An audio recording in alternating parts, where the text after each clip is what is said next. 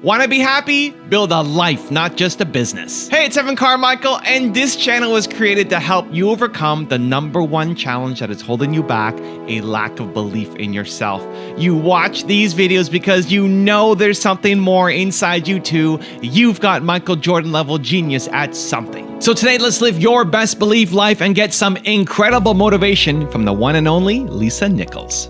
Enjoy. I was hungry. I was hungry. People often want to call me the exception. Like, oh my God, you're the exception. No, I'm not the exception. I'm an average, ordinary woman who chose every day to make one more extraordinary decision. I'm an average, ordinary mom who said, I want to drastically transform my son's future. That he deserves to have every option that every other child would have, irregardless of what he was born into. I just was crazy enough to believe that. That it doesn't matter the color of my skin, doesn't matter my religious background, doesn't matter my origin, it doesn't matter my mom's bank account and my dad's bank account when I was born. None of that means my future. That's just the circumstance that I came from. That's not what defines my future. I just believe that. Not a lot validated it, but faith is believing in the unseen anyway. So I had enough faith to go, I know like I know, like I know, like I know. I don't necessarily have to see it yet. Christy talked about affirmations. Abundant thinkers understand the power of I am. Anything after the word I am is true to your unconscious mind, Michael. Anything. Anything after I am. Anything. Anything after I am. Even if you know it's not true, your conscious mind will believe it. Anything after I am. So the use of affirmations is very intentional and very consistent. I was diagnosed as clinically depressed in 2001. 1998, I'm sorry. I was diagnosed as clinically depressed. It didn't make sense. I had been in a relationship, I was engaged to get married, and my fiance, who I did not know at the time, was bipolar. And he'd stopped taking his medicines and under the belief system that love can cure anything. And so I ended up being picked up and thrown 3 feet across the room. And I ended up being choked until I passed out. And once I got out of that relationship, I just was different. It was different. So my mom insisted that I go to the doctor. I went to the doctor, and I sat on the table, and she checked me and talked to me and came back in with a prescription. And she said, Lisa, you're clinically depressed. And I felt like I heard Charlie Brown's parents talking, like, wah, wah. Want. Clinically depressed, at least that'll make sense in that same sentence. And she handed me a prescription, and I read the prescription. It had my name on it, and it said Prozac. And I thought, that don't make sense. Lisa Nichols, that don't make sense. And I said, do you mean I'm sad? She said, very, very sad. I said, can I try something? And I'm not recommending you guys, if you're on medication, you stop taking your meds. Please don't do that. I asked my doctor. She agreed. I said, do you mind if I try something before I take this? She goes, yes, but I need to see you back in 30 days. If you're in the same condition, I need us to try this medicine. I said, okay, I could do that. So I went home, and every day I got in the mirror, and I drilled, I am, every day, because I realized I had forgotten who I was. Yes. I just forgot. And it was okay to forget. I just forgot. So every day for 25 minutes, I just went over the I ams. Every day, I am. And then I paralleled that with I forgive you for. Then I paralleled that with I commit to you, Lisa. Every single day. I went back in 30 days, and I'm talking to her, and I'm on fire. She's just looking at me. And I'm just talking. She twisted her head again, and I'm just talking. She says, wait, I got to stop you. I said, what? She goes, what are you taking, and can I have some? I was like, I'm taking some of me. And so the power of I am can pull you through the darkest moment, the power of I am. When you want to learn how to trust your intuition more, I say, and this is me and my walk and my belief system, that your intuition is your internal GPS system, your internal God placement system. It's that whisper, and sometimes it's that scream that tells you to leap or to be still. Your intuition is a combination of spirit, emotion, and logic. And it's guiding you. And so often we don't hear our intuition. Why don't we hear it? Because we're having too much chatter in our head. Like the chatter in our head, doubt, worry, judgment. Oh my God, judgment or fear of other people's perception of you. So your intuition is saying, I love to dance, I want to sing. Your intuition is saying, we can have a great time. Your intuition is saying, I want love. Your intuition is saying, gosh, let's go take that chance on that writing that book, or let's take that chance on starting that business. And then your chatter comes in. No, what if I fail? So let me explain this to you. Your mind, your brain is designed to keep you safe. It's designed, and it only has the ability to go back in time in the mental file cabinet and look at the last time you tried something like this, and it may not have been good, or it may have ended in some dangerous situations where people could judge you, and your brain is designed to protect you. That's it. Your brain's designed to protect you. It's logical. Your intuition is that spark of passion. It's that spark of desire. It's that spark of love. It's that spark of pull me forward. It's that little bit of radical. It's that lot of bit of I want to leave my fingerprint on this planet. Your brain isn't designed to have those same ideas now. Now, your intuition can kick the brain in, and the brain can start thinking of ways too, but the intuition is where it's going to start. It's in your gut. It's why when you feel something, you kind of go here. You don't go, oh, I feel so special. You don't say, I feel special here. You say, I feel it here. I feel it here. And so your job is not to turn down the doubt.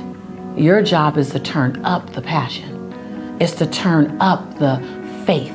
It's to turn up the possibility. Now, still make well thought out plans. I always say the best plan is the plan made. I don't care if you have to upgrade it, you have to modify it, but if you fail to plan, then you've planned to fail. So every dream, every passion, every desire, follow it with a plan, because that's where your brain gets excited. Your brain goes, yeah, we got a plan now. Now you can believe yourself. See, you set big goals and dreams and you have desires, and then you don't achieve it, but you don't achieve it because you didn't set the plan in place. You didn't do the details, and then you stop believing you could do it. And then you do the biggest tragedy. You stop dreaming. You stop hoping. You stop stretching yourself. You stop listening to your GPS, your God placement system that says you've been put here on a divine assignment. And your assignment may change over years. Guess what? Your assignment you had 15 years ago may be very different from the assignment on your life today. Your job is to turn down the volume in your head.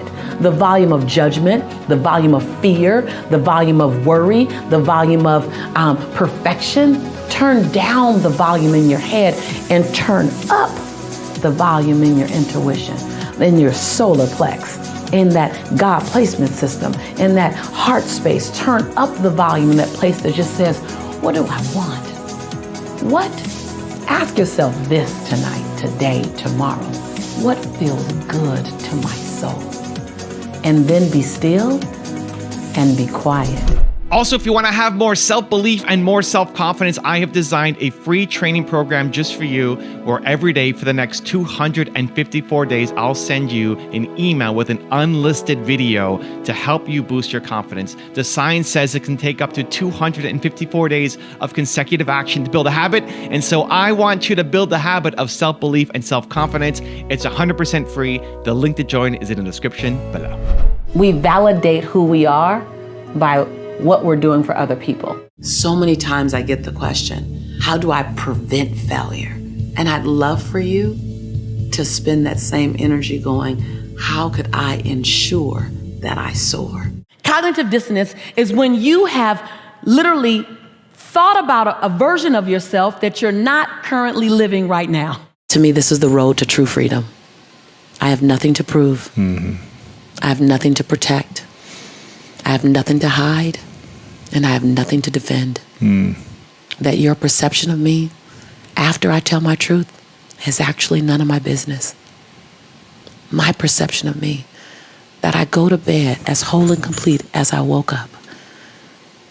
Before I check how many likes I have on Facebook, that I like me first. And every other like is bonus. There you go. Like it.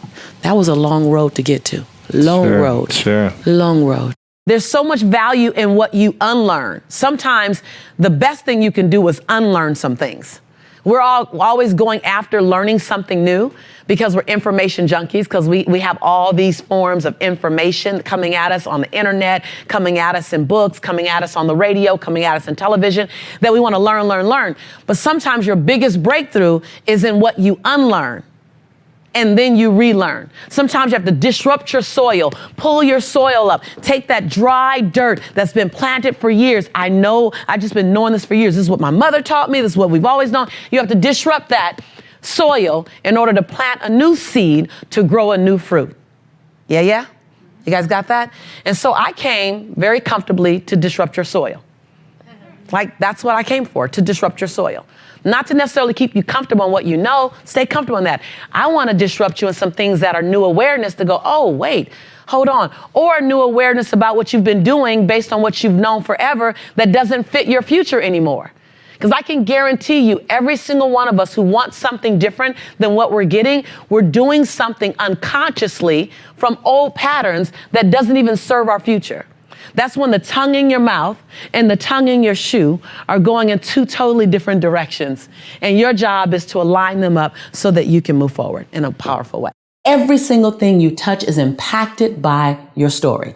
As an attorney, as a teacher, as an architect, there's not one line of business that you can be in that a story, and a great story, won't elevate your outcome. Every single line of business, every single line of service that you're connected to will be impacted and ideally elevated by the level in which you're willing to tell and share your story. So let me give you some guidelines, some parameters, what I like to call the bumper rails, as if you were going bowling. You know, when I go bowling, I ask them to put the little bumper rails down so I can my ball can get down the lane. So let me set up some bumper rails for you so that you understand what makes a great story. So one is the willingness to take risk. Most people, Vishen, when they're telling a story, they don't want to take a risk. So the story has its limits on how high it'll go or how deep it'll go. And when you have that, then you're really not at that part that's going to touch my soul. So being willing to take a risk, being clear and concise with your stories. A great story is a show me story, not a tell me story. Now, this is the distinction that's the game changer for most. Most people are telling a story. They say, so let me just share with you a little bit of my story, and I'll tell you and then I'll show you. So as I was building my life, there was a time in my life that was very difficult. It was very challenging. True story. Very difficult, very challenging, very uncomfortable. I didn't have a lot of money. I didn't have a lot of hope, and things just looked dismal. At some point, I had to turn my life around. At some point, I made the decision that life had to get better. I'm telling you that. It's decent. You learn about me. Then if I were to show you that story, I would say 6 days a week, I had to eat beanies and weenies. I had to find money in the crevices and the corners of my couch so that I can get my son milk. There were times when my heart would beat fast just at what am I going to have tomorrow? At some point, I got sick and tired of my own story. Is this going to be my future? No, I can't handle it. Notice the difference in that second story. Wow. I completely see that. I just painted a picture. Same story. Mm-hmm. Now, the second one, when you show a story, it's going to require more of you. It's going to require you to find the colors. What were you thinking? What were you experiencing? What was going on in your head? Instead of telling me you look for money, turn and point. Now, this is anywhere. This is anywhere you are doing anything. I promise you, you become a great storyteller and you will captivate your audience no matter what you're doing. I've captivated investors. I've captivated students. I've captivated educators because I was willing to show the story. I call it unpacking the story, Vishen. Being willing to tell me, what were you thinking? What were you feeling? What were you seeing? Think about a story as an oral movie. And so in an oral movie, think when you're looking at a movie, the first thing they do is they identify what state of time it is. Is it futuristic? Is it in the now? Was it back in the day? You notice that based on what people are wearing, how they're talking. So paint that picture for me. Take me to that environment. Set the backdrop up for me. Show me what you're going through. Instead of saying I was angry, You can tell me you were angry, but when you say the hair on the back of my neck was standing up, I felt the fumes exiting my nose. I thought that my chest was going to pop and I was going to say something that I'd regret forever. Ooh, you just showed me you were angry. Take that extra time to unpack it. Why will most people not do that? Because it requires a level of vulnerability that we're not willing to share. Myth number 2 is that abundance is singularly focused on possessions and money. Right? It's all about what you drive, what you live in, how much money you make.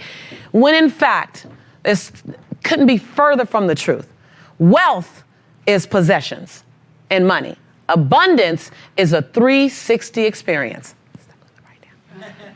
Abundance is a 360 experience.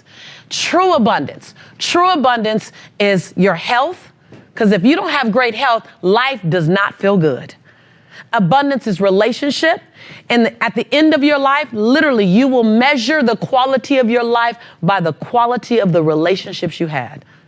All the other stuff will fall away. That promotion you're thinking about, you're wondering about that raise, it will fall away in the area of importance when you get to the end of your life. You will begin to look at the quality of your relationships. How are your children relating to you? How are your siblings relating to you? Do you have love in your life? You literally will start looking at relationships at a higher level as you get older.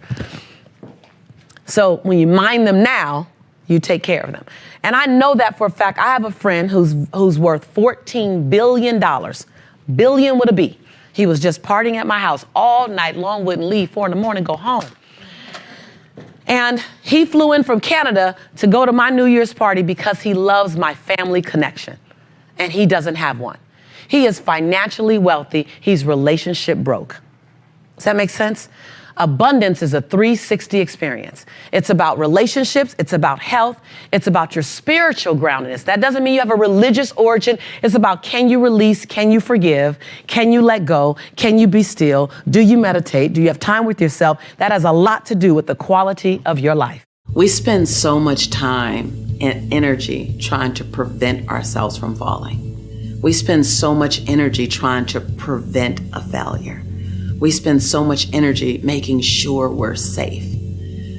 And if we spent 70% of that energy exploring how we can soar, exploring how we can play bigger, exploring how we can make memories that we absolutely will be excited to tell when we're 85 years old sitting in our favorite rocking chair.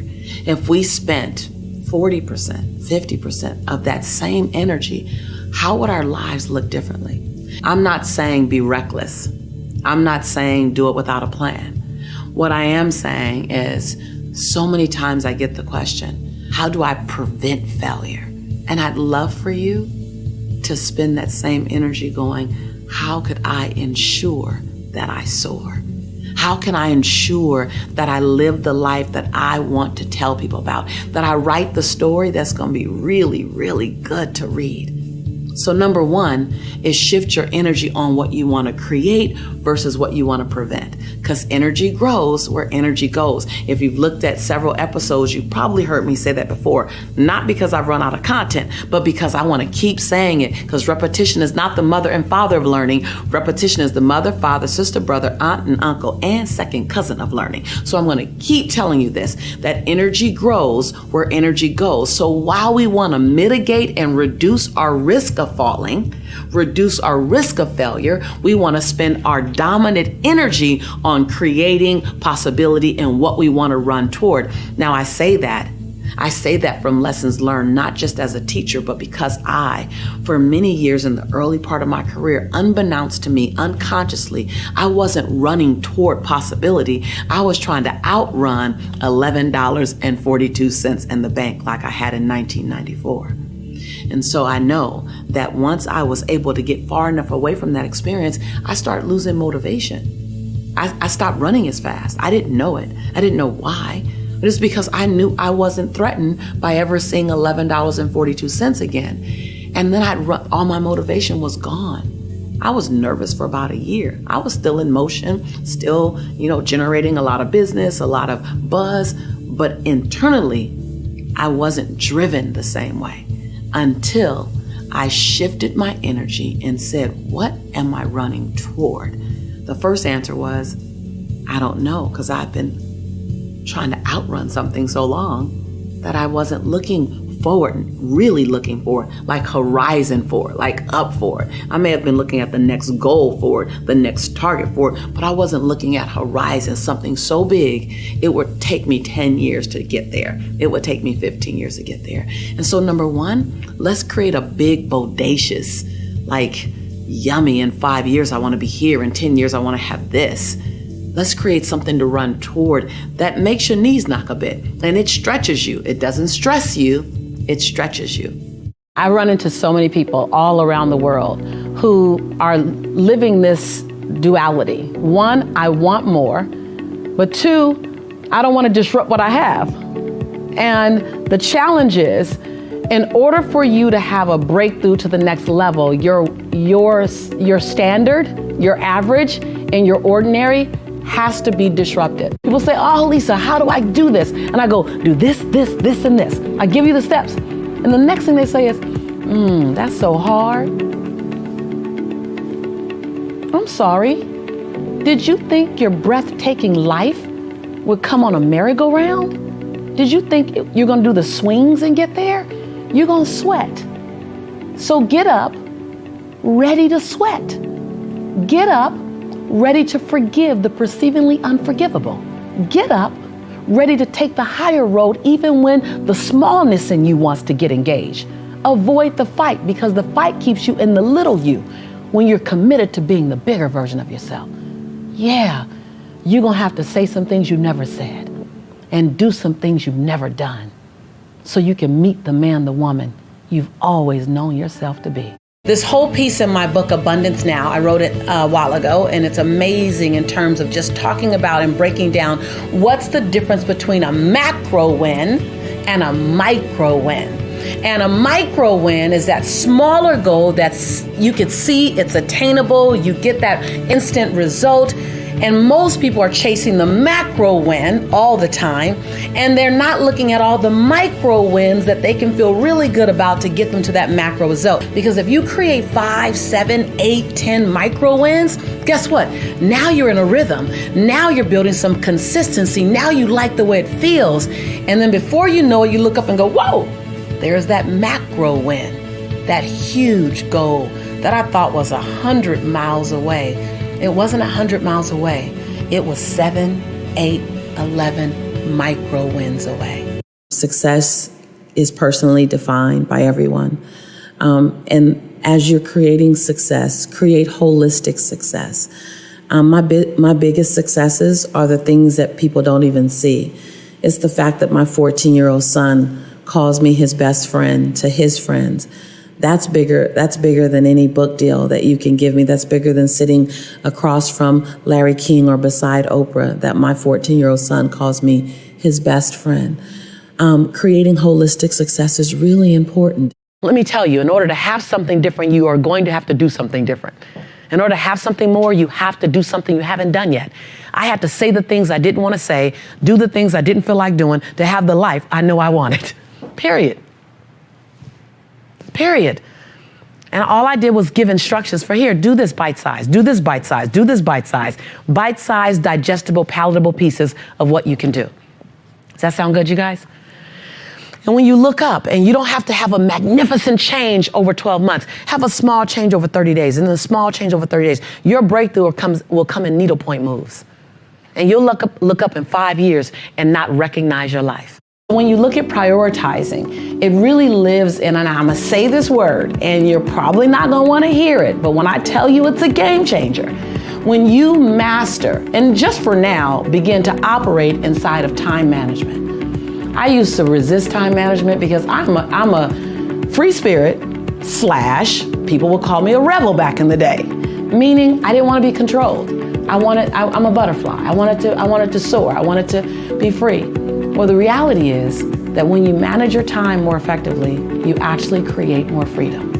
That was a huge aha for me. Somebody's gonna BOL right now, like breakthrough out loud.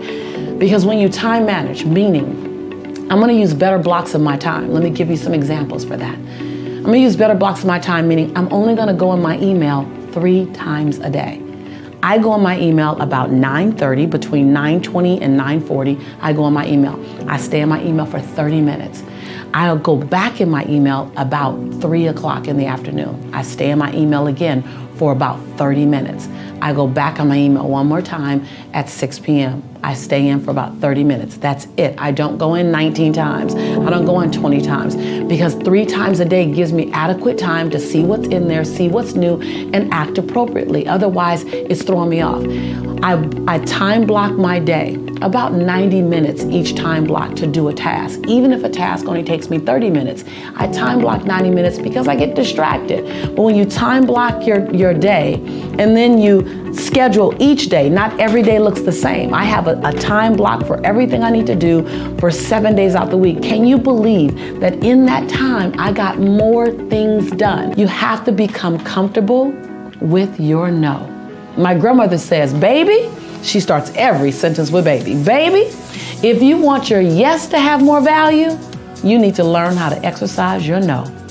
See, your yes might not have its value anymore. Why? Because you give it away too much. You give it to too many people. You give it away too often. You're always overcommitting, and then you feel drained and frustrated, and you don't have gratitude in your heart because you're overcommitted. Well, that all started with a yes that should have been a no, or should have been a I'd love to, but not now. And so number one is more effective time management that has your agenda in it, that has your priorities in it. Right now, your agenda is covered with everyone else's task.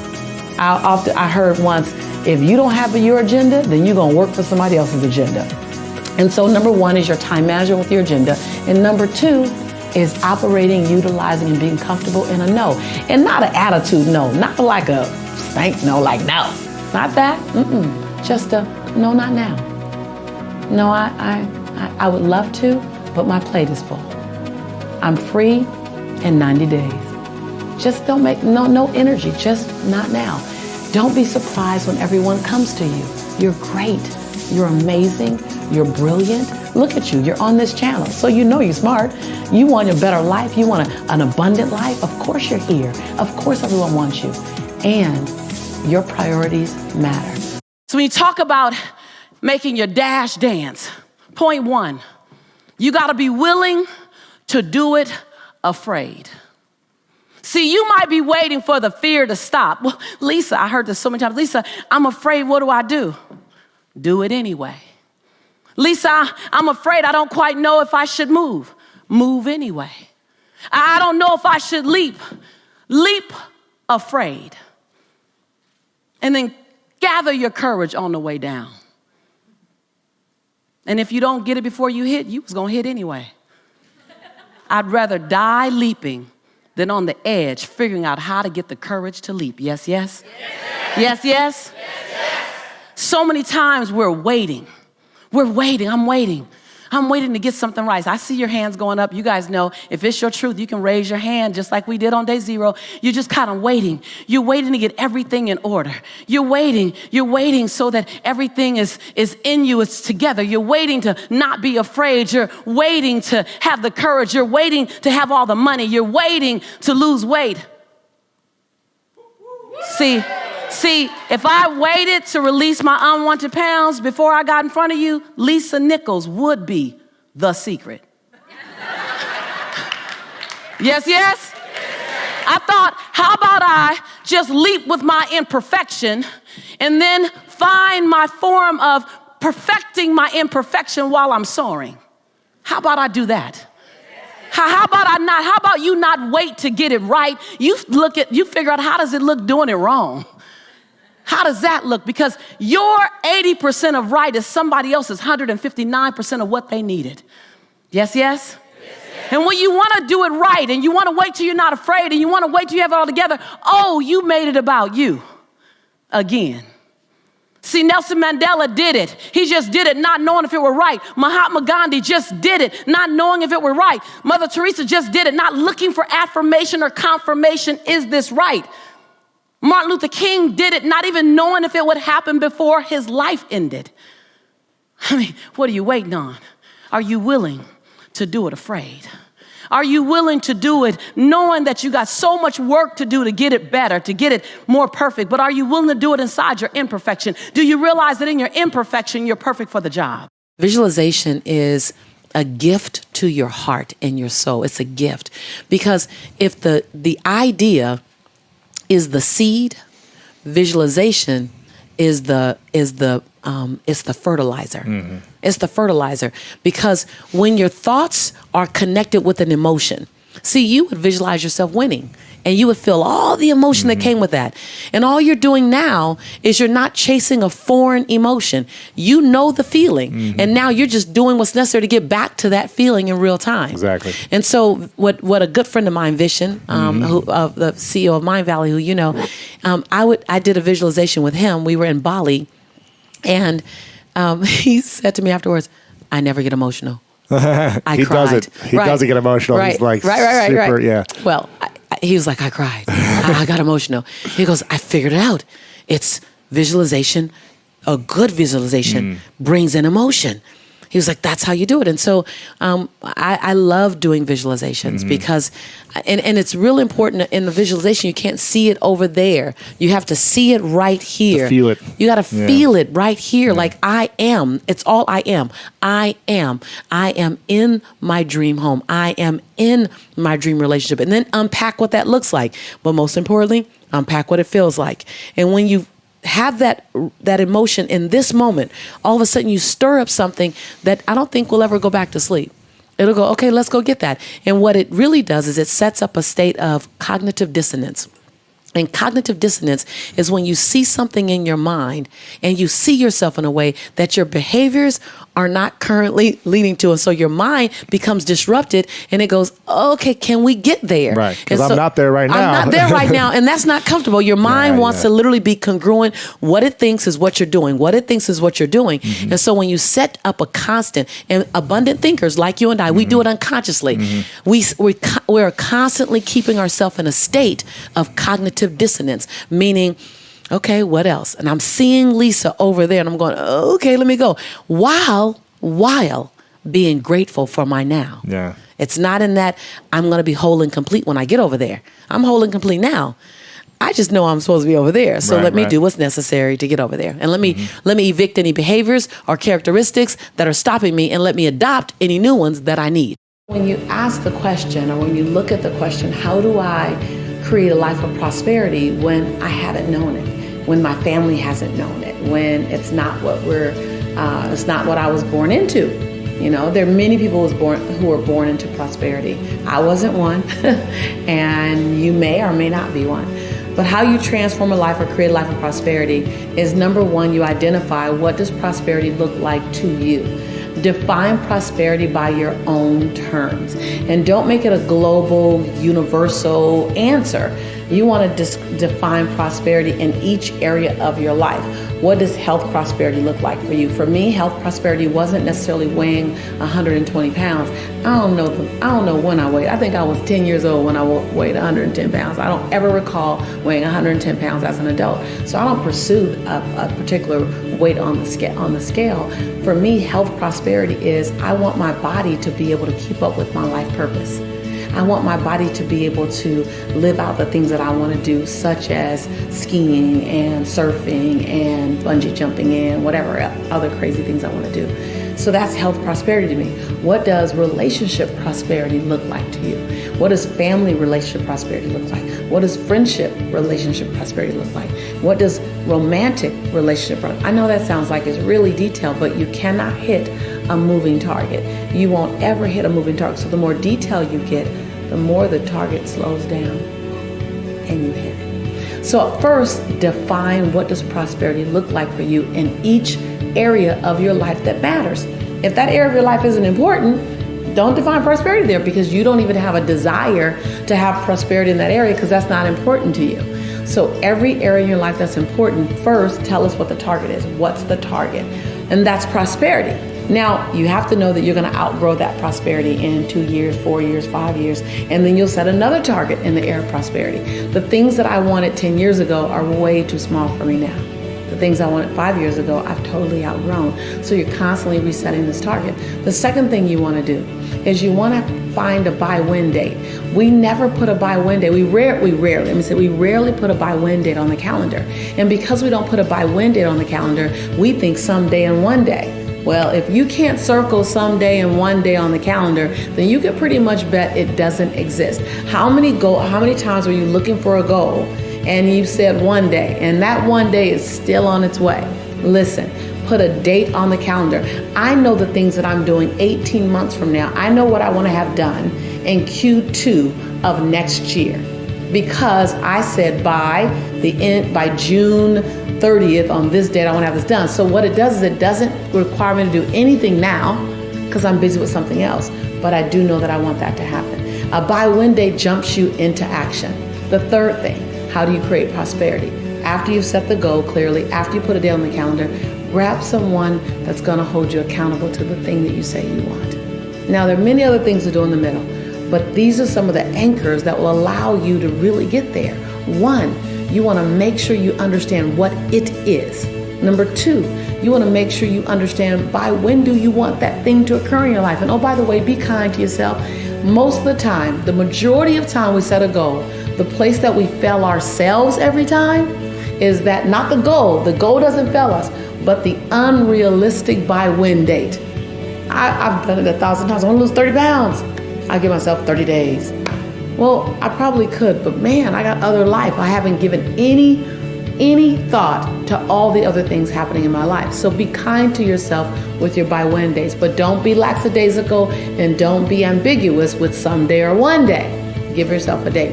And then the third thing is get someone that's not afraid of you. Get someone that's playing as big or bigger than you to hold you accountable to not only getting there, not only those goals, but how are you going to get there and what are the incremental milestones that you're going to show on your way there. So I'm not just focused on the end date. I want to know what are the incremental milestones? What lets me know I'm on the right track? It's like whenever someone's giving me directions, I don't care if I have GPS or not. I go, listen, what should I see? Should I see a Starbucks? Should I see a McDonald's? Should I see a Jumbo Juice? What should I see on my way there? Because I want to know that I'm on the right path. And you want to do that. You want to create milestones to let you know you're on the right path. Accountability communities, buy-when dates, and clarity. Those are the beginning steps of changing and transforming your life into a place of prosperity. But if that's step number one, if that's 1, 2, 3, and 4, then please know that 0 is mining your mindset. Because first you have to actually believe that you can have it. That will take some work at times. What you believed you can have 5 years ago, been there, done that. What you should be believing you can have 10 years from now, you might require a little work, a little stretching. So step 0 is mindset, always mindset. Then 1, 2, 3, 4, and 5 are the action steps that I told you. Remember, this show is not a monologue. No. This show is a dialogue. This is a conversation between you and I. I know that sounds like it's really detailed, but you cannot hit a moving target. You won't ever hit a moving target. So the more detail you get, the more the target slows down and you hit it. When we talk about living our quest, I think that living my quest, really, if I look at it on a daily basis, it's finding my own voice. It's finding your voice. It's finding the song that only you can sing, off key or not. It's finding your rhythm. It's discovering what it feels like to walk in your shoes today. It won't look like it looked 10 years ago.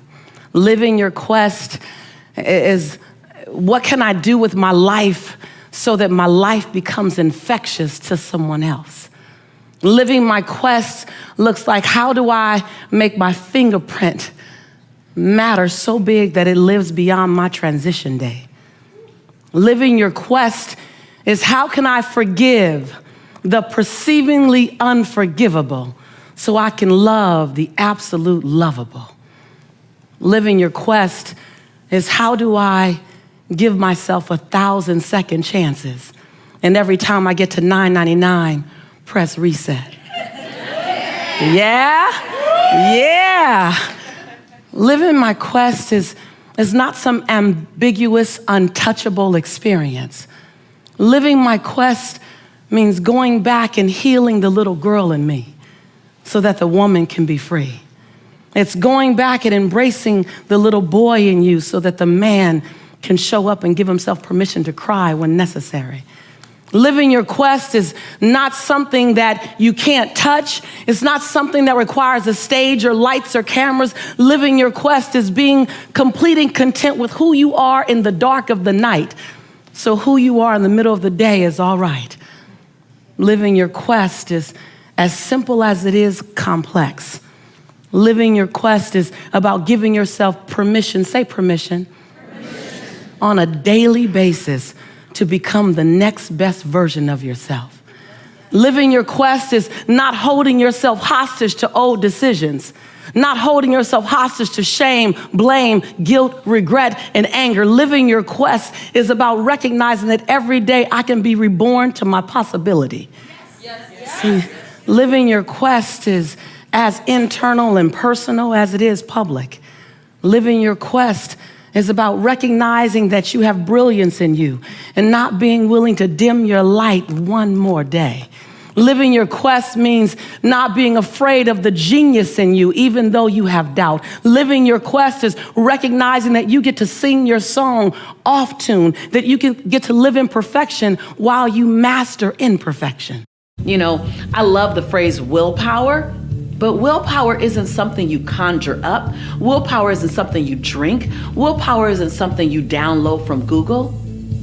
What you're talking about is, how do I make the choices that are in alignment with my highest purpose and my highest vision for myself? That's what you really want to ask. See, your life is a physical manifestation of the choices that you made up until this moment. I'm gonna say that again because that gets a little deep.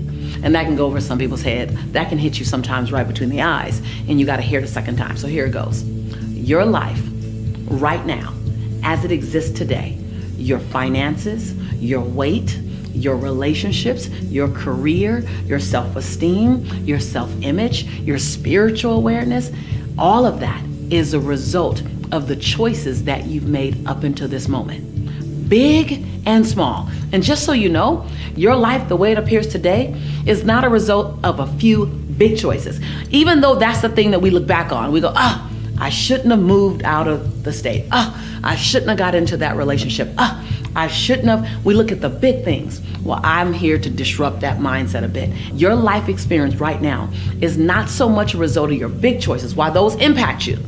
It's really a result of a bunch of small little choices made consistently over a long period of time. Because those are the habits and the behaviors that you've gotten into. So we can talk about willpower and how do I build willpower, as if it's something that you can flex in the gym or something you can do crunches or abs or triceps and build, but it's not. The question you should ask, the answer you should be seeking is, what does it take to make my choices become in alignment with the life that I say I want to live? Now, when you say choices, it makes it really sobering, because even when you choose to sit down on yourself, it was a choice.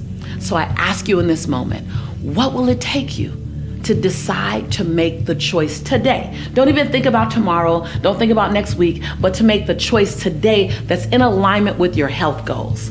Make a choice today that's in alignment with your financial goals. It's the small things. It's the extra visit to Starbucks. It's the extra biscuit. It's the getting up early. It's 10 more crunches. It's doing squats every time you go to the bathroom.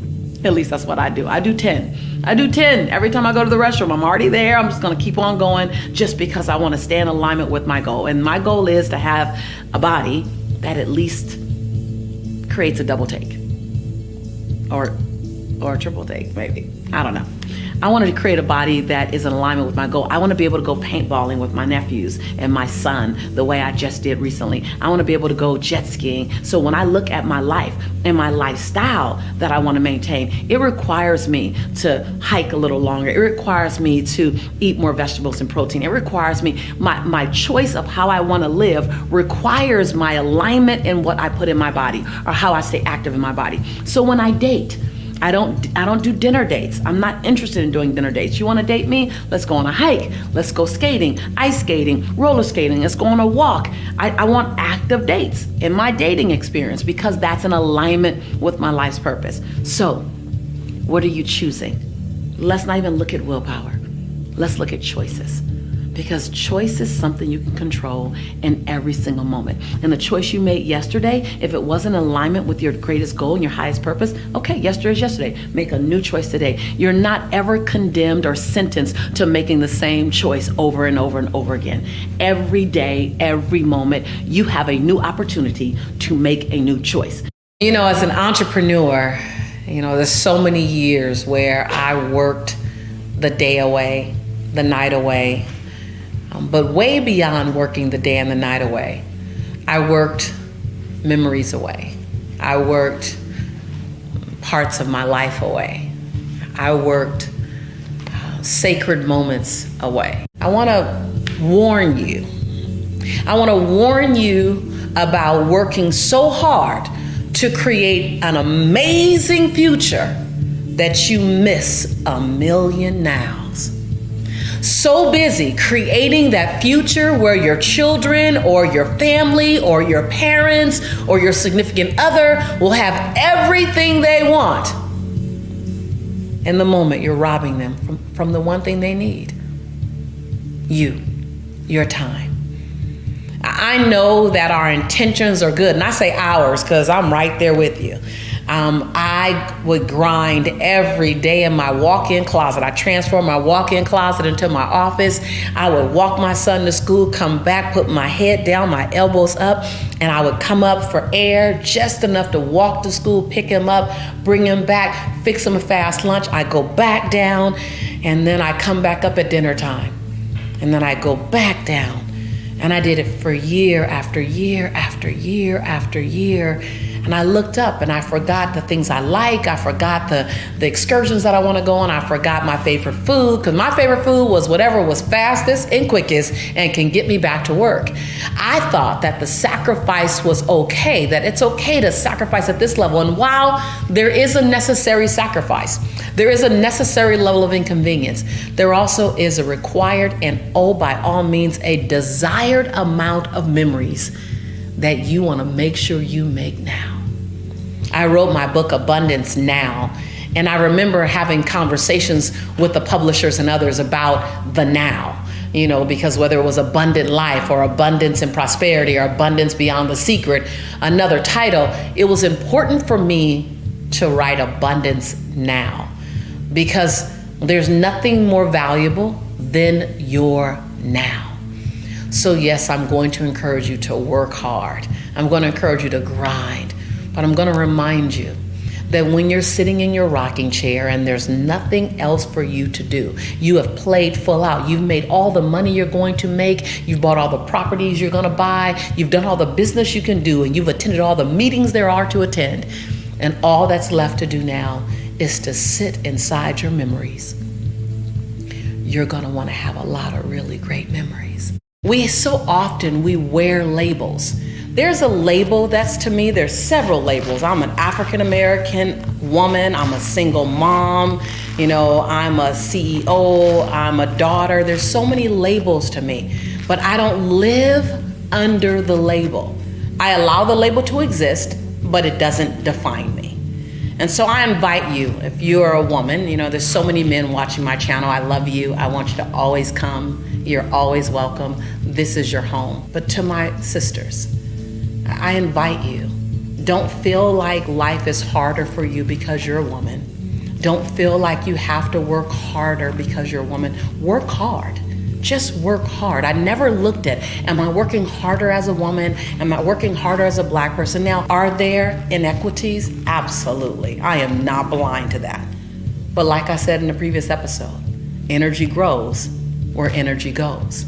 Am I going to give the inequities energy, or am I going to give the possibility energy? And I'm not saying that everything's hunky-dory and all things are right. No, there's some wrongs that really need to be corrected. But here's what I won't do. I won't wear a label and walk in a room living under that label, wondering how you're going to treat me because of that label. People used to ask, Lisa, how did you get on the main stage with people like Tony Robbins and Jack Canfield and people like, they rattle off all these older white men or very successful white speakers in the industry. And they say, how'd you get on stage with them as a black woman? Or how'd you get on stage with them as a woman? And I go, I didn't get on stage with them as a woman. I got on stage with them as a badass speaker. I got on stage with them as someone who can bring value to the audience. I got on stage with them because I'm a change agent. So can you live through the results that you produce in the world? Can you allow that to define you? Like, this is the bag that you were given, a woman, a man, black, white, Indian, Asian, the religion you were born into, the economic status you grew up under. All of those things are boxes that someone else said, let's drop you in it. And then you had to choose if you're gonna stay in it. I am too big to be defined by a box, any label of any size. Why don't you join that? So don't be successful as a woman, be successful. Don't be successful as a man, be successful. Don't be loving and giving as a black person or white person or Asian person. Be loving and giving. Just be. And then become contagious for someone else to want to be that way because they crossed your path. You are only going to go as far as you think you're worthy. I can push, you can push, you can have the greatest product, but if you don't feel worthy, you will work hard to sabotage that relationship. You don't know you're doing it. Right. You don't know you're doing it. You just think these are the things I need, and you're driving that guy away. You're driving that woman away because your self-worth says they weren't going to stay forever anyway. Or self-worth around money. You have a cap that you feel like you're worthy of $1 million. You will always get to 999,000 and you will stop because your self-worth says it. What's a good exercise or process that we can follow on a daily basis, maybe something simple, to enhance our enrichment and worthiness? Absolutely. I did this for 6 months, every single day right after I brushed my teeth. And it's the ICU exercise. And you get in the mirror now. It's not necessarily simple because you're dealing with yourself. Of course. And as complicated as you are will be the degree of the mechanics of it are simple. The mechanics are very simple. Yes, I appreciate that distinction.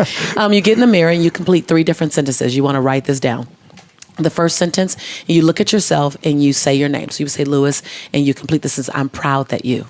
And find 7 different things every day to celebrate yourself for. 7 different. Each day you can do the same thing you did the day before, but each day do 7 different things to be proud of. The second sentence is going to knock you down a little bit. It's going to come from your gut. Lewis, I forgive you for. And cut the shackles to blame, shame, guilt, regret, and anger. In that sentence, you cut those 5 shackles. Not the first day, maybe not the 3rd day, but by the 21st day, by the 13th day, you'll feel some relief. So, Lewis, I forgive you for. And go back 5 years, 15 years, 20 years. Do that. I forgive you for that thing don't nobody know about, but you. Go ahead and cut those shackles. Because if you can still think about it, it's still in your energy space. Yeah. And then the 3rd sentence is, Lewis, I commit to you that. Before you make a commitment to anybody else throughout your day, you make 7 commitments to you. So the first sentence is, I'm proud that you're celebrating yourself first. We are under-celebrated as a society. We look for acknowledgement. They interviewed 100 executives that all made over $250,000 and said, would you like a 5% raise next year, or would you rather be told thank you more often? 100% said, keep your money. I'd rather hear thank you. So we're under-celebrated. But first, celebrate you. Yeah. Be the example. When I was on Oprah, when she said, what do you do? I said, I recognize that I'm the example of how the rest of the world is supposed to treat me. And it's my job to give the world the best example of how I like to be treated. Right. So celebrate yourself, forgive yourself, cut the shackles, and then commit to yourself before you commit to anyone else. That right there, powerful. That right there will begin to fill your cup up to get to your saucer. I love that. Our desire to say yes to everyone really is less about them and more about our need to be approved, our need to be perceived loving, kind, and generous. Now, I know that might be hard to hear, but when you don't have the ability to say no, it really isn't about the people that you're saying no to. It's about you not wanting to draw a healthy boundary, not wanting to turn someone away, not wanting to risk the fact that you might not make someone happy with you in the moment. Go underneath that and say, why am I having that challenge? The answer to that is the core of why you don't want to say no. Because I want to be liked and loved all the time. Because I don't want to experience rejection. Because I want people to see me as a giving, loving person. Because. Now, none of those are wrong. But can you already know that about yourself? And if you know you're loving, if you know you're kind, if you know you're giving, if you know that you're generous, then you can say healthy yeses when you need to say yes. And you can say a healthy no when you need to say no. My grandmother says, if you want your yes to have the most value possible, then sweetie, you need to learn how to exercise your no. Because if you keep telling everyone yes, you actually diminish the value of your yes. Because I'm not grateful that you said yes. As a matter of fact, I expected you to say yes. Why? Because you always say yes. You know, the whole fake it till you make it. Well, I don't want to fake it forever. I have no interest in faking it forever. But I do want to play like I'm courageous enough until my courage appears. I want to pretend like I'm not afraid until I'm not afraid. I want to fake like I know how to do this business. I know how to surrender to this love, and while pursuing the ability to know how to do this business. Pursue the understanding of knowing how to surrender to love. I don't think there's a place in your life that when you're playing bigger than you've played before, that you won't feel nervous, you won't feel a little afraid, and at times you won't have a sense of the imposter syndrome. What if you're not an imposter in the career you're in? You're not an imposter in the relationship. You're not an imposter in the entrepreneurial business. What if you're just learning? What if you visualize the 7-foot tall you and the 5'8", 6'1", 6'2", 5'2" version of you is still tippy-toeing to grow to that individual? You are not a victim to anything. There is not something that's been bestowed upon your family that generationally has to occur over and over and over again. There are habits, there are awareness, and there are actions. And when you change your habits, expand your awareness, and elevate your action, you can change a curse into a blessing. I get asked the question a lot, how do I jumpstart again when I've been complacent? You know, I found that I had to ask myself this question as well. For so many years, I was working hard to feed Jelani. I was working hard to give him an equal chance. I had this goal that by the time he was 18, I would have transformed our lives. And I ran hard for it, and I worked hard for it. And by the time he was 18, our lives were completely transformed and barely recognizable. And I found that I had slowed down a bit, still running, but running at about 70%. And the challenge that you have to watch out for is that your 70% could be someone else's 115%, because you are such a game changer. So you can impress a lot of people never playing full out. And you can look up and a year has passed, 3 years has passed, 5 years have passed, and you haven't played full out for a while because you've already achieved a lot by some people's standards. But there's still so much more that you can do. I want to coach you in this way. Dream a dream or set a goal that's big enough to make you get nervous. Oftentimes, if you're not setting a goal that's beyond 3 years out in front of you, there's not enough to run for. So I want you to look at your goals. Can you achieve them in a year, 2 years? I want you to set a goal for 3 years, set a goal for 5 years, and set a goal for 10 years. Yes, I said 10 years. When I did this phenomenal program called Lifebook, they had me set 10-year goals, and I was so uncomfortable. I sat there silent for a moment. I hadn't thought 10 years out about my life. But if you go out far enough, 10, 5, 3, then all of a sudden you're playing for something so much bigger. And then set a goal that makes your knees knock and your teeth chatter a bit. If you know how to get to your goal, you're not dreaming big enough. Now, the goal also has to be realistic. So it has to be realistic, something you can do. If you're currently making $80,000, then your goal in 3 years isn't to make $500,000 unless you have a path that's viable to get you there. That's real. The thing that's really important to remember about a goal is that if you set lofty goals that you will never hit because they're not realistic in the first place, you have to set realistic goals. Doesn't mean you're not capable, doesn't mean that you don't believe in yourself, but realistic goals. If you set a bunch of unrealistic goals and you don't hit them, every time you don't hit a goal, you lose just a little bit of hope in yourself, a little bit of faith in yourself. And then what happens is you look up 5 years, 10 years from now, and you're not dreaming anymore. You're not setting goals anymore. You're afraid to tell anyone. So set a goal that makes your knees knock and your teeth chatter a bit. Set a goal that's 3 years out in front of you. Set one that's 5 years and set one that's 10 years. As a matter of fact, set several in all those timelines. And then hook your caboose to the train of other people who are running as fast as you are. Surround yourself in a community that inspires you to want to stand on your tippy toes. They inspire you because they're doing so much. Now, they believe in values, they believe in faith, they believe in family, but they also believe in running hard, playing hard, and living big. Because if you're the biggest fish in your community, then that's okay. You just need to get a second community to play inside of as well. And so if you find yourself going, hold on, I've become complacent, walk out 15 years and go, do I want to look back in 15 years and this was the best that I did? The answer probably is no. So the first thing I said was, I'm done with this level of misery.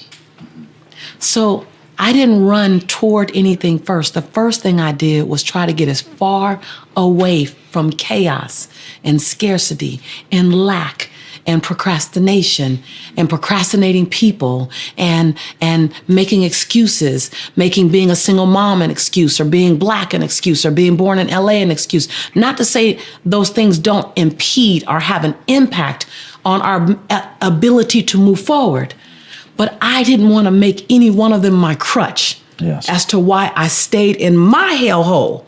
I don't know about anyone else, but my place, I didn't know where I was going, but I knew where I was leaving. Again, you say your name first. Lisa, I commit to you that. And you make 7 different commitments to yourself. That before you go out of your door and you commit to other people, because you know, we're more apt to honor our commitment to other people than we are to honor our commitment to ourselves. We break our commitments to ourselves all the time, and yet when I give you my word, oh man, you can bet your last dime on that word and you will end up with 20 cents. But what happens when you begin to commit to yourself? You'll see that making commitments to you not only feel as good as making commitments to other people, but they feel better. Because when you show up for you, you serve everybody else from your overflow. One of the big things that I've learned is that the more I owned my own authority, the more I can honor other people's awareness, honor where they are. The more I stood in my own grace and compassion, the more I can honor the grace and compassion of others. The more I owned my no, the more grateful I was for other people's yeses. So it's just one of these things where the more you work on you, the more you turn the mirror to you versus pointing at everyone else, the more you turn the mirror to you and work on you, man, the dynamics between you and everyone else just gets richer. I became a more compassionate, more giving, more loving friend when I became more compassionate, giving, and loving to Lisa. And so when I say to you, I didn't choose the possibility first. I just stopped choosing the chaos. See, there's a couple of there's several choices you have to make, because you know your answer isn't going to come with the ceiling opening and lights beaming in and a choir showing up and like, no, that doesn't happen like that. You know, if the first thing is I was sick of smelling my own crap, I was sick of hearing my own story. I was sick of wondering about my own potential. So I realized that everything I had done had gotten me where I was. And everything I didn't know was going to get me somewhere else. You're going to play big. Say big. Big. You're going to play huge. Say huge. Huge. You're going to play ginormous. Say ginormous. Ginormous. But first, take baby steps. You're going to eat the elephant, but take one small bite first. Chew it good. Right? We want so much so fast. My grandmother says, baby. She starts every sentence with baby. I'm sure it's because she cannot remember all of our names. She said, baby, the best things you'll ever have from grandma will never come from the microwave. They always come from the oven. And I was like, I think somehow she's trying to give me a lesson here. And I realized that the best things that you're going to create are going to take time. Build it on cement, not sinking sand. You're going to get tons and tons and tons of tools here. And you're going to want to fast forward. When you fast forward, you build it on plexiglass. You build it on styrofoam. You build it on wood. You want to build it on cement. Your dream is important enough to outlive you. Yes, yes? Yes, yes. And so I realized that you can't Google download resiliency. You can't Google download tenacity. You can't Google download forgiveness. There are some of the best qualities and characteristics that's going to take you a long way that you need to invest time in and energy in and intention in. You don't just get patience. I want patience. I'm waiting for patience. Somebody's going to piss you off tomorrow. And now you get to test if you have patience. I realized that as I wanted to develop me, I had to be willing to climb, and I wanted to get to the top, and there's no elevator to the top. I got to do my squats. I got to work on my quads and my hamstrings and my calves because I got to climb to the top. We got to climb. Abundant thinkers keep themselves in a constant state of cognitive dissonance.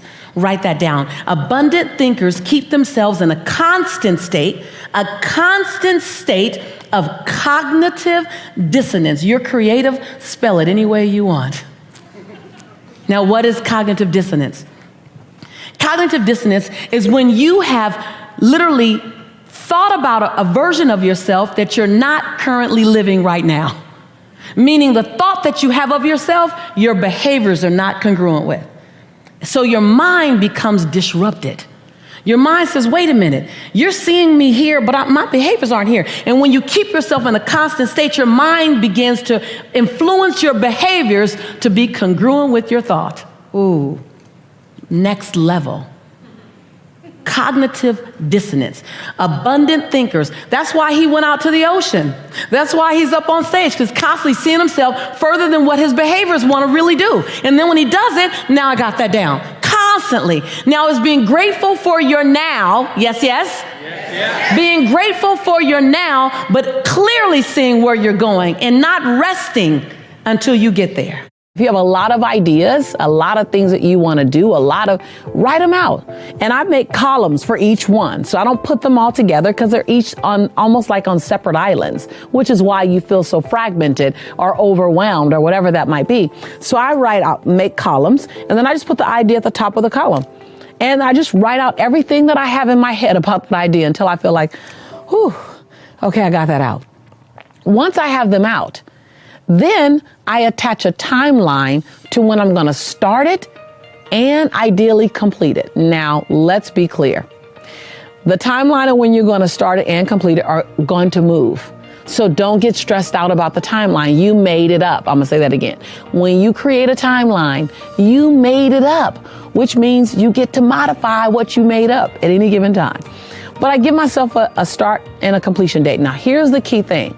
There are things that I give a start date to that I'm not even going to start for 2 years, for 18 months. Matter of fact, I'll do, let's say I'm in the second quarter of this year. I'll put in one of those columns, my start date is the second quarter of next year.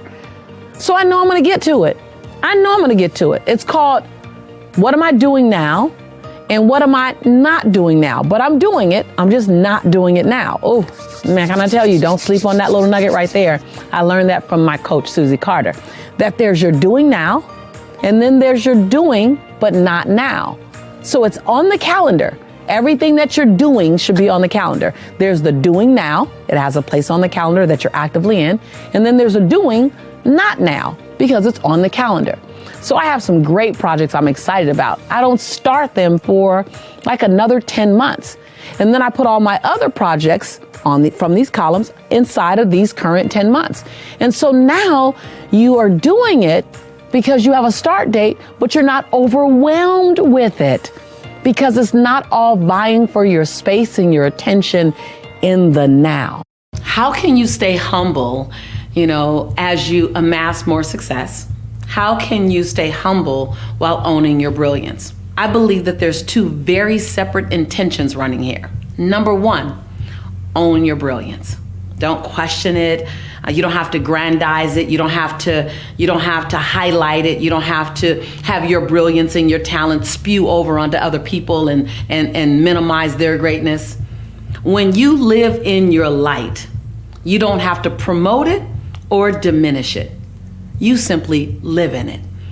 I notice a lot of times when people are successful, they have a tendency to want to remind you that they are successful. They remind you in the way they speak to you. They remind you in the fact that they're always coaching you. They remind you in however the status thing that they do. To me, that's not owning your brilliance or your success. That's trying to prove it. That's trying to remind you of it. And a lot of times people want to remind you or prove to you something when they're still wondering if it's true. So number one, own your light unapologetically. Like, don't try to dim your light, nor should you try to turn it up. Just let it be. Rise the tide from who you're being. Rise the tide from your service. When I say, nor should you try to turn it up, that's not saying don't tap into the greatest version of you. That means don't artificially try to turn it up so everyone in the room knows that you're great. You don't have to do that. You don't have to say it. You don't have to announce it. You don't have to try to remind me of it. Just be it. But by the same token, don't try to hide it. Practice active self-care. That means you're not talking about the spa that you want to go to. You're not talking about the nap that you need to take. You're not talking about the weekend you want to get away to. You're actually doing it.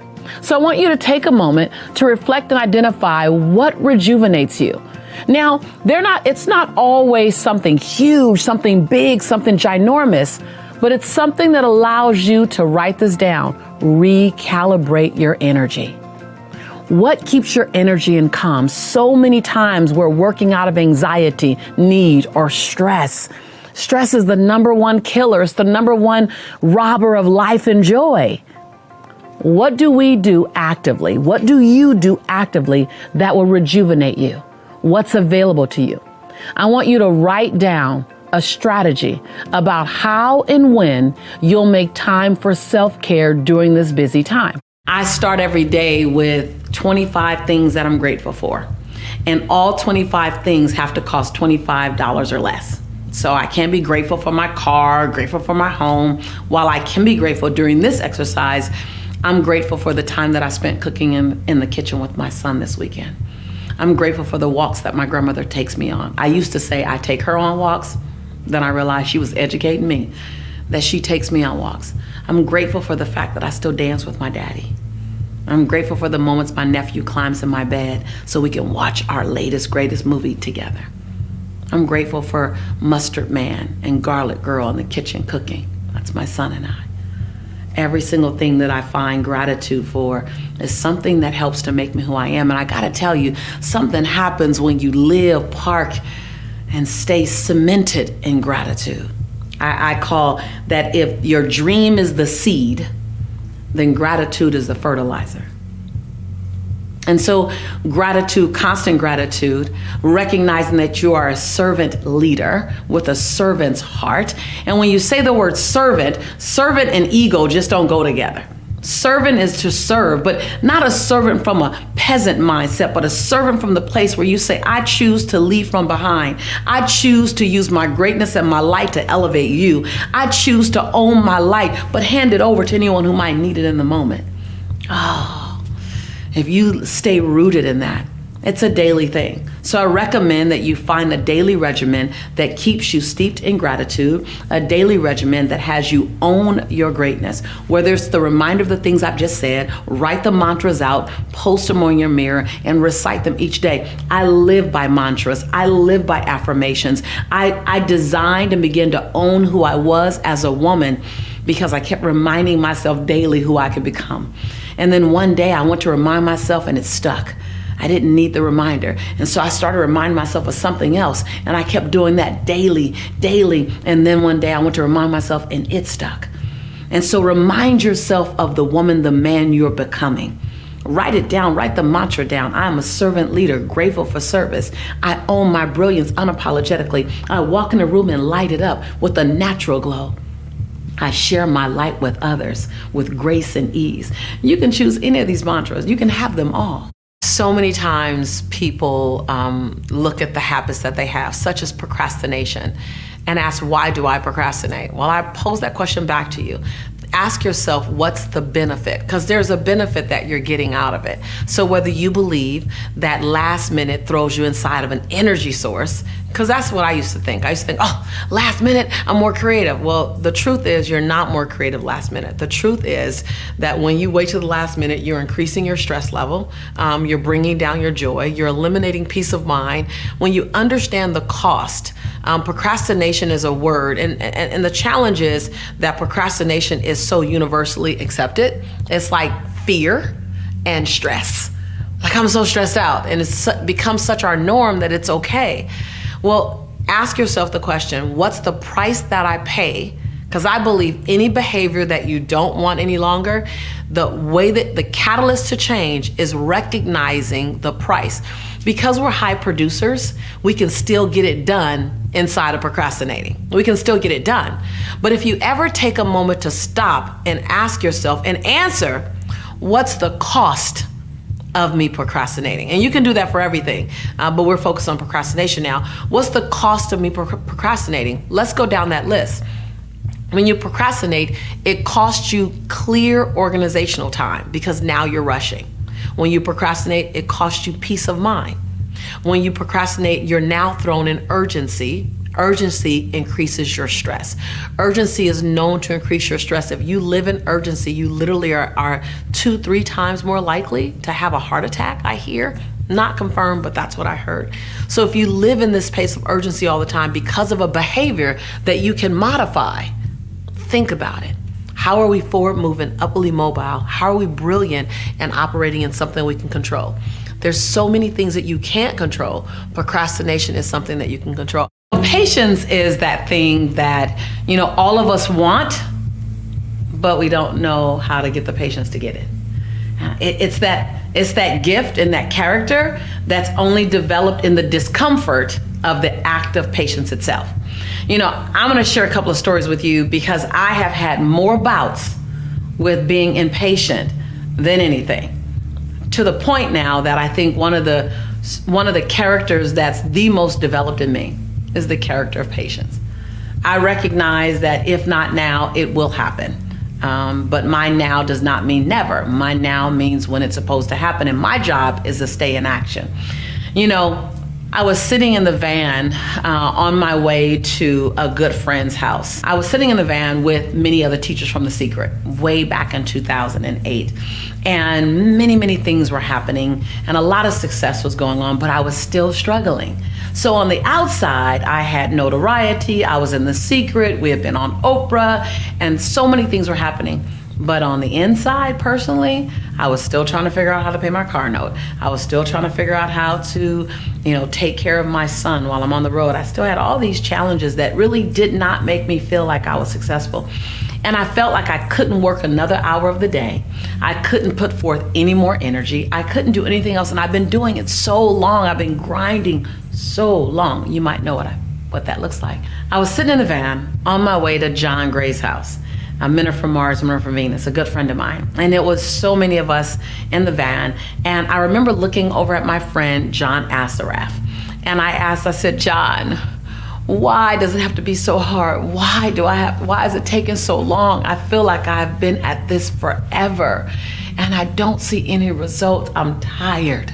I'm exhausted. I feel like I'm about to lose faith in this dream. And John turned to me and he said something that just shifted everything for me, and I hope it does the same for you. He looked at me and he said, Lisa, you cannot plant your seeds and reap your harvest in the same season. In that year when I was really broken, I was working at LA Unified School District. I was miserable. Because I wasn't living in my dream. I was just doing a job. And then one day, I said, well, what do I need to do? I need to buy my freedom. That's what I need to do. I need to buy my freedom. Well, I don't know about buying my freedom. I don't know about having money saved up. My family didn't have money saved up. My mother used to tell me, oh, this money is burning my pocket. So I know two things about money. It's hot, and we can't keep it long. We'd always have 1 week where we had all the food in the refrigerator, and then 1 week where the refrigerator was empty. Right? Come on. Some of you guys know about that. To this day, I spend so much money on groceries. You guys, oh my God, it's like I'm feeding like a family of 10. Because I'm so afraid of anybody ever being in my house and being hungry. Right? And so I wrote a check to myself. Jelani was 3. $110. I took it to the bank. Wells Fargo. I started a new account. The next check I wrote, $125.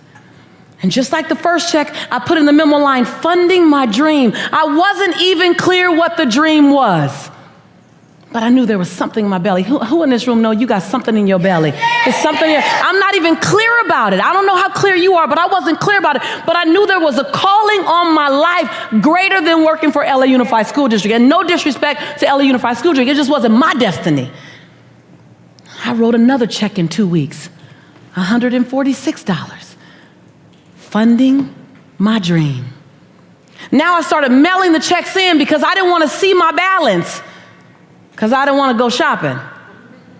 Because you're going to repeat what you learned, right? Until you decide to not repeat what you learned. So I mailed the check in, and then I wrote another check. And I wrote another check. And every check I wrote, I made sure it was 5% more than the first check, the previous check. I sold my Altima. I had a car note. Sold my Altima, bought a clunker because it didn't have a car note. Now I can write a bigger check, funding my dream. I moved out of my 3-bedroom, 3-bath house and moved in, became a roommate with my friend who smoked. I put towels at the base of the door so the smoke wouldn't come through the door. I was willing to be inconvenienced, are you? Yes. I'm just saying, I'm just showing you the story the charge I just gave you. I stopped getting my hair done. That was when I started going natural. I stopped going out. I stopped going out dancing. I stopped going out to dinners. My family didn't know what was going on. They thought, oh my God, it was LA. She's on drugs, but she's not losing weight, so maybe not. I don't know what's going on. I kept writing bigger checks to myself. $900. $900. I mailed it to Wells Fargo, funding my dream. $1,100. Mailed it to Wells Fargo, funding my dream. I still wasn't clear what the dream was.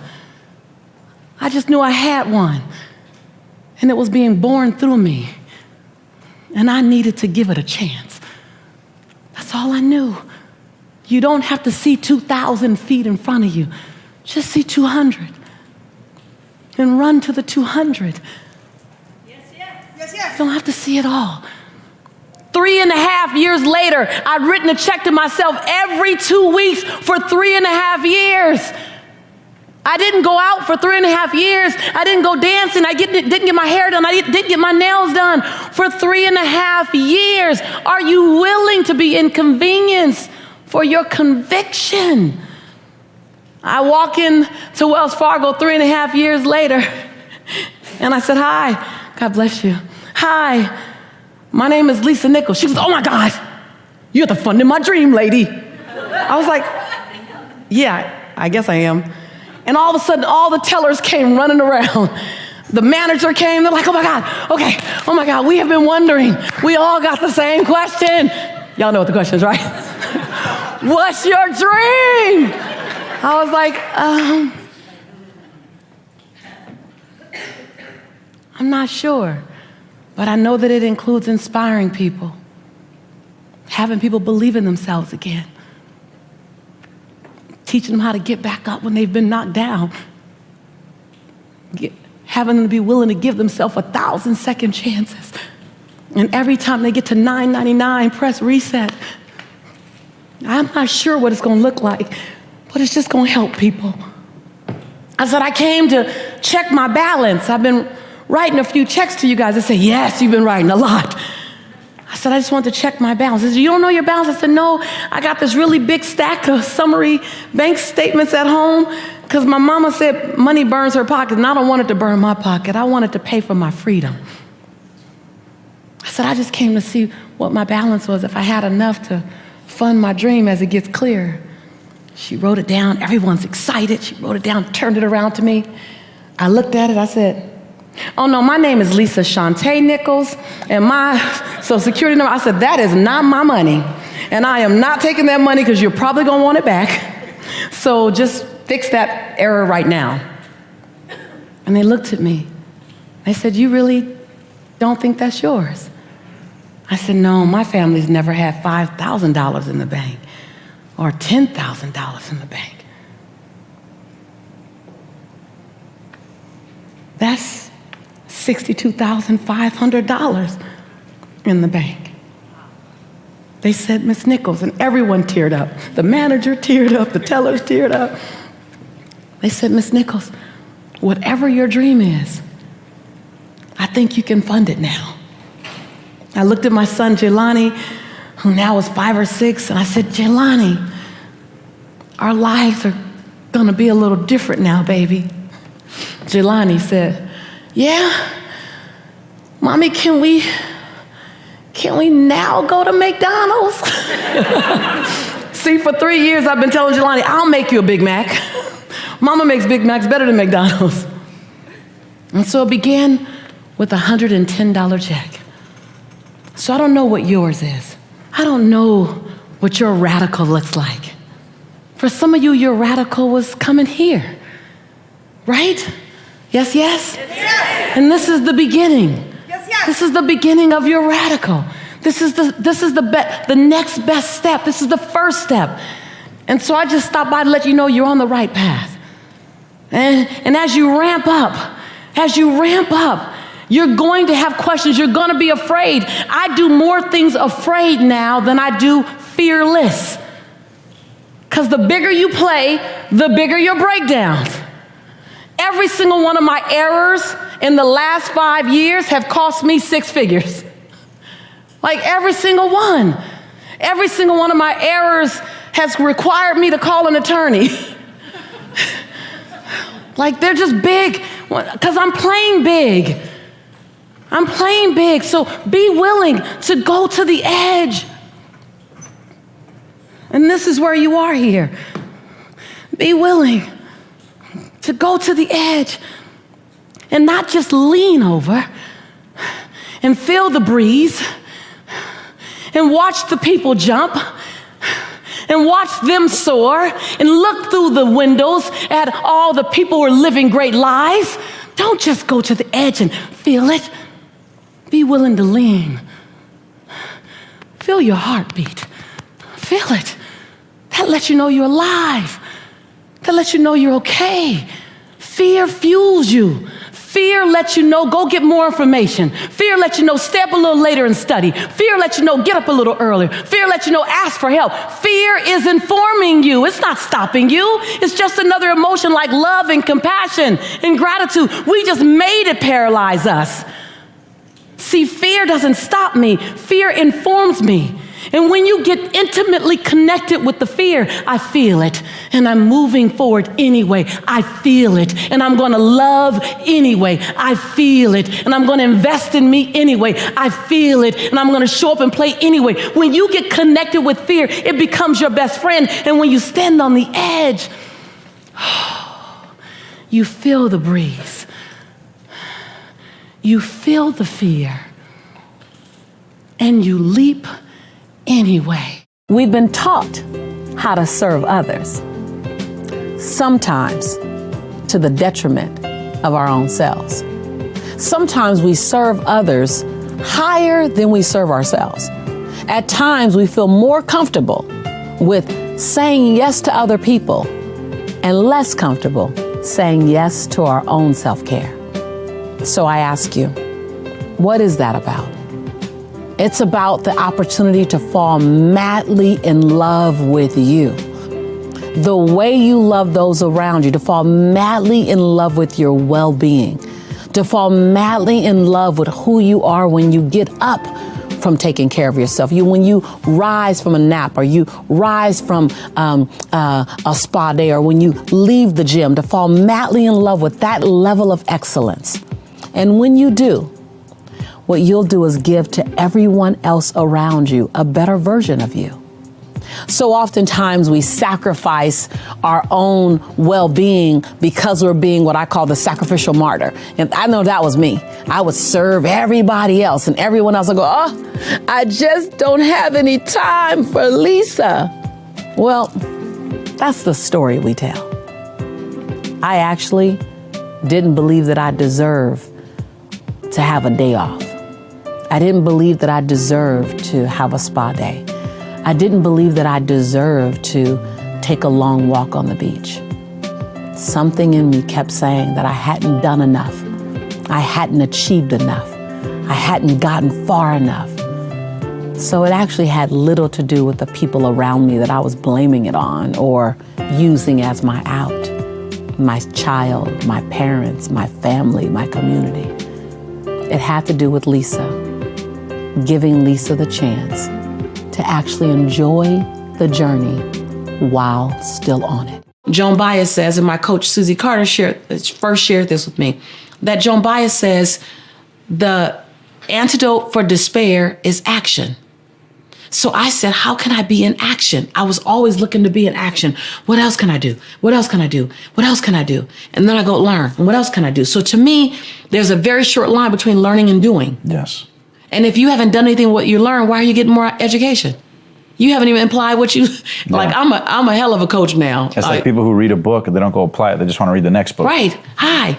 The book I read when I was in my deepest, darkest hour, Stephen Covey's 7 Habits of Highly Effective People, changed my life because I got into radical action behind it.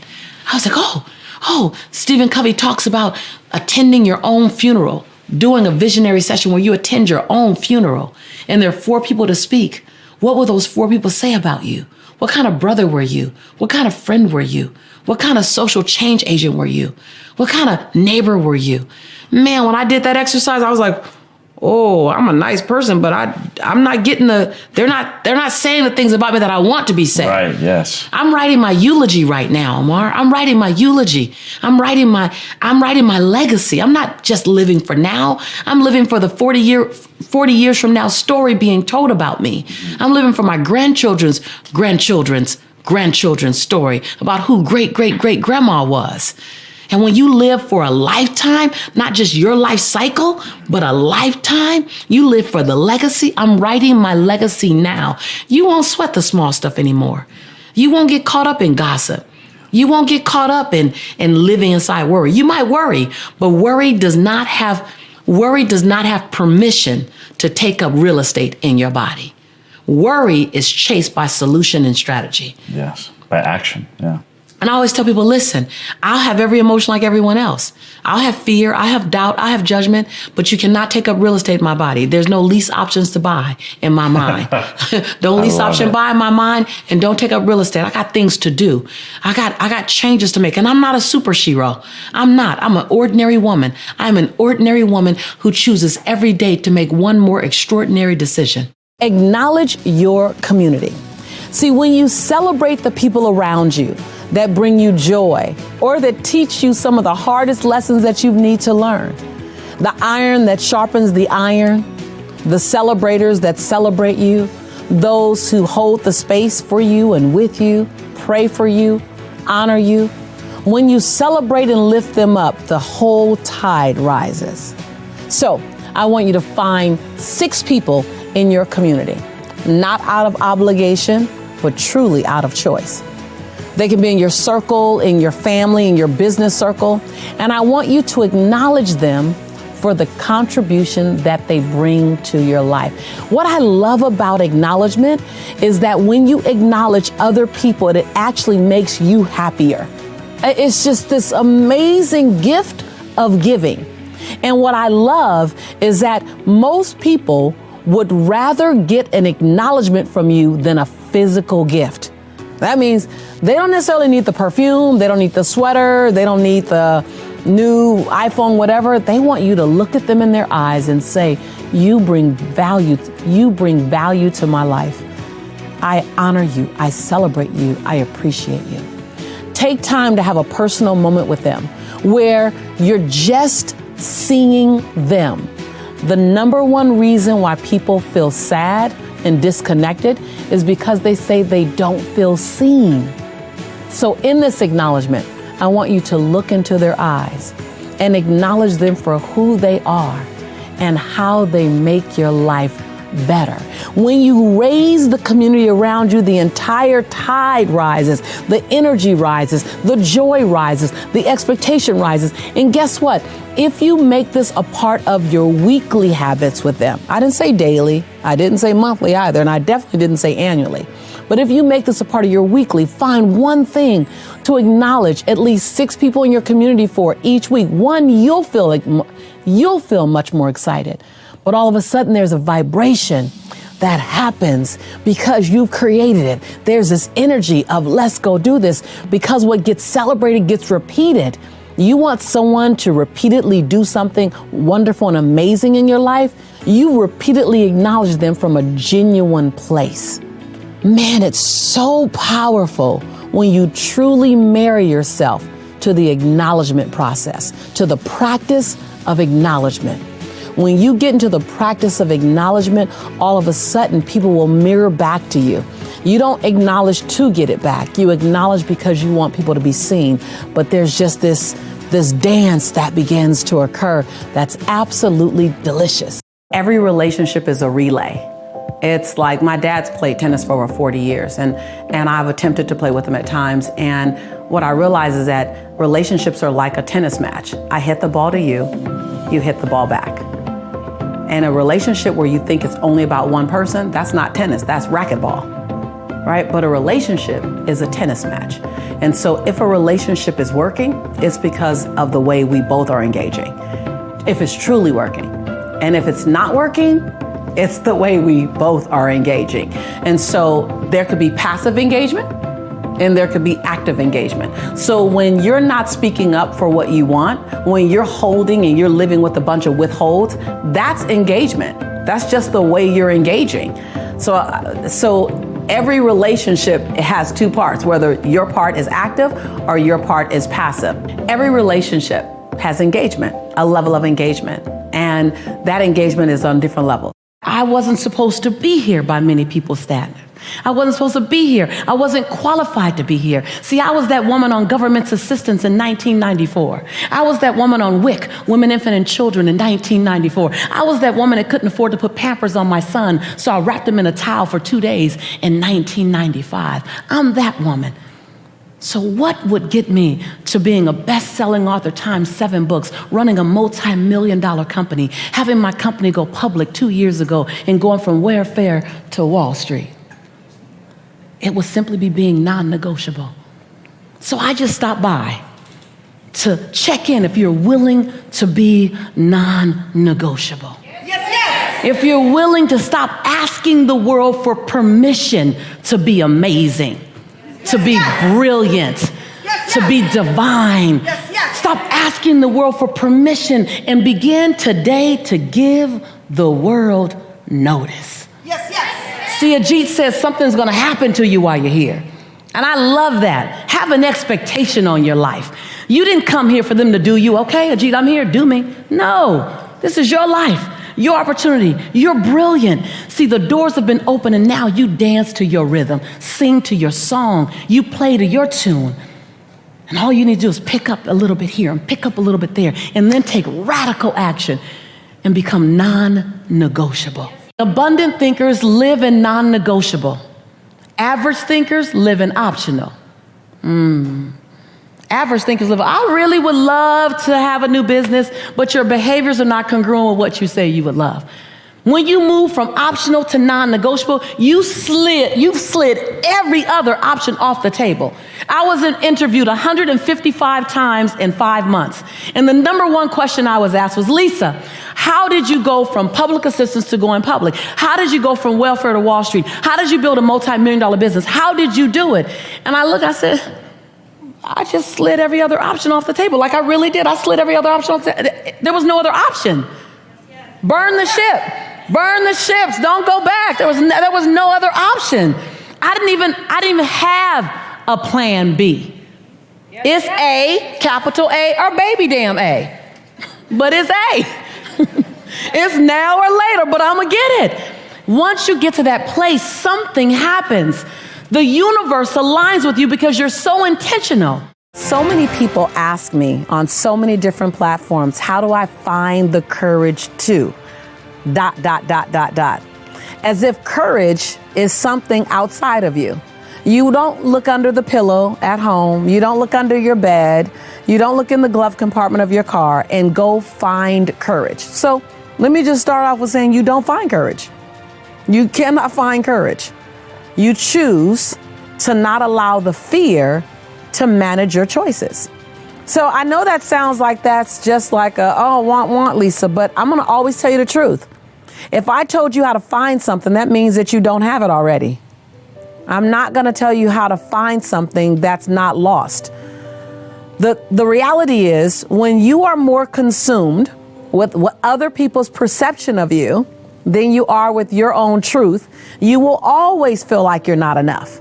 You will always feel like you're not enough because no matter how far you come, no matter how far you go, someone will always believe that there's further that you can go, which they're true. It's truth. So how do you manage, or how do you have the courage to have transformation without getting consumed with other people's thoughts of you, perception of you? You become more committed to your own transformation than you are to managing people's perception of your life. When I talk about celebrating the journey, that has many layers to it. Celebrating the journey, one means don't wait until you've arrived somewhere to celebrate yourself. That's number one. It means that you're always going to be in pursuit of something. So don't wait till you arrive to acknowledge yourself. Don't wait till you arrive, because I still haven't arrived. Like, we don't arrive anywhere. Like, if you're waiting to arrive somewhere before you celebrate oh my God, it's going to be a long, long life. Celebrating yourself along the way, inside the journey, it is as big as allowing others to celebrate your greatness. How many times do we minimize someone else's acknowledgement of us? You know, I hear it so many. I used to do it all the time too. People say, "Oh my God, you're so great." No. Like, you want them to run past the compliment. Like, you feel uncomfortable. Well, hold on. Celebrating yourself along the way, inside the journey, is allowing people to acknowledge you. I like to set quarterly goals instead of annual goals. I like to make them a bit more bite-sized. Now, I start with a big, bodacious, scary, hairy goal, right? Then I immediately release that goal and chunk it down into 4 smaller goals that are bite-sized, digestible, and palatable. I can measure them every 90 days. You want to be able to measure, write this down. You want to be able to measure your actions, your goals, and your milestones every 90 days. When you do that, it allows you to see how close on path you are. Have you exceeded your own expectation? If you have a goal that this year, I want to make an additional $45,000, or I want to make an additional $100,000, and you get to the first quarter and you're $30,000 in, you know you're on path. However, if you have the goal over the year, I want to make an additional $100,000, and you get to the end of the first quarter and you're at $10,000 in additional revenue, you know you need to do something. You know you need to ramp up, or you know that this next season, this next time, I need to make sure that I'm doubling up on my revenue to hit that goal, versus getting to November and realizing that you're only at $35,000 towards your $100,000 additional revenue goal. Whatever your goal is, whether it's $100,000 or whether it's $10,000 or whether it's $1 million in addition, or whether it's new relationships or whether it's a social media. So many times we've become so dutiful, working and being diligent and being responsible and being on point, that we forgot to do the things that bring us joy. You know, as I was developing my business, I thought I was doing the thing that I love the most, which was transforming lives and talking to teens, inspiring adults. But I forgot that I love to dance. I forgot that I love to hang out. I forgot that I love to date. I forgot about so many things. So I traded one love for all these other little things. And I was being responsible as a mom, responsible as a business owner, responsible as a daughter. And yet my norm had become filled with all the dutiful things in my life and not the things that necessarily brought me the most joy. While my family brings me great joy, my work brings me great joy, there was a part of me that was slowly dying away just because it was unfed. So let's make a list of what do you love to do? What do you love to do? And then let's set an intention that don't try to do it all the time. I think we go to the extremes. Once a week, I'm gonna do this. Or you can't go from 0 to once a week, but start from 0 from once a month. And so your norm is whatever you decide it to be. You are the designer of your destiny, and you are the author of your autobiography. And no one can write your story but you. Life isn't happening to you. You're co-creating. You are the main character. You wrote the screenplay. This is your life. And how you look at it and the lenses that you look at your life through has everything to do with how much you enjoy it or not. So often, you don't move forward because you're keeping such score from what didn't work in the past. You are holding yourself hostage to 1997 to 2005. You're holding yourself hostage in love to that past relationship that didn't work. Or you're holding yourself in hostage in business to the money that you may have thought you wasted or the deal that went bad. And so one of the ways that I give myself permission on two levels. Permission to have lived a life that has some beautiful experiences and some really tangy lessons. I mean, they're spicy, they hurt, they're painful. When I give myself permission to have had that, I also give myself permission to keep leaping. Give myself permission to keep dreaming. Give myself permission to keep learning how to get it right, learning how to love the unlovable, forgive what seems to be the unforgivable, to leap again, even while I still have a bandage on my chin from the last time I fell. So I want to invite you, if you fall, catch your breath, put a bandage on it, whether you fail financially, you fail physically with health and wellness, you fail spiritually, you fail emotionally, you failed in a relationship, okay.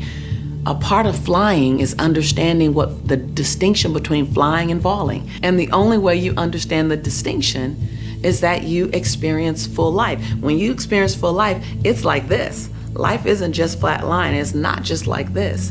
You make your heights feel better because you understand this was a failure. And what I mean by a failure is this taught me a lesson. This stung. Every single failure has a lesson in it. To me, a failure is a lesson wrapped in some sticky, icky paper that stung, that hurt. And so give yourself permission. Give yourself permission to play big, to be nervous, to fall down, to sit down for a minute. Just don't take up real estate in the sitting down. Don't take up real estate in the analyzing. Don't take up real estate in the preparation. You've been getting prepared for a long time for something. Trust that you'll either fly if you leap right now, or you'll fall if you leap right now. And if you fly, you'll understand what soaring feels like. And if you fall, you'll understand what getting up feels like. Either way, you're okay.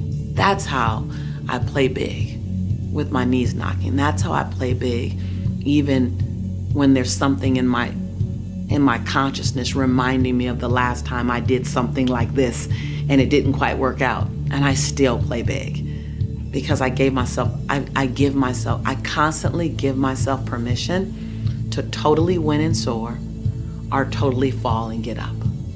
And that way, there's nothing to truly be afraid of.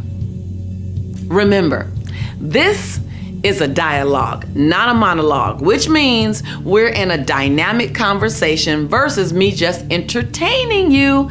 I've worked with thousands, hundreds of thousands of people, and trust is always at the top of the list. Coach, show me how to trust again.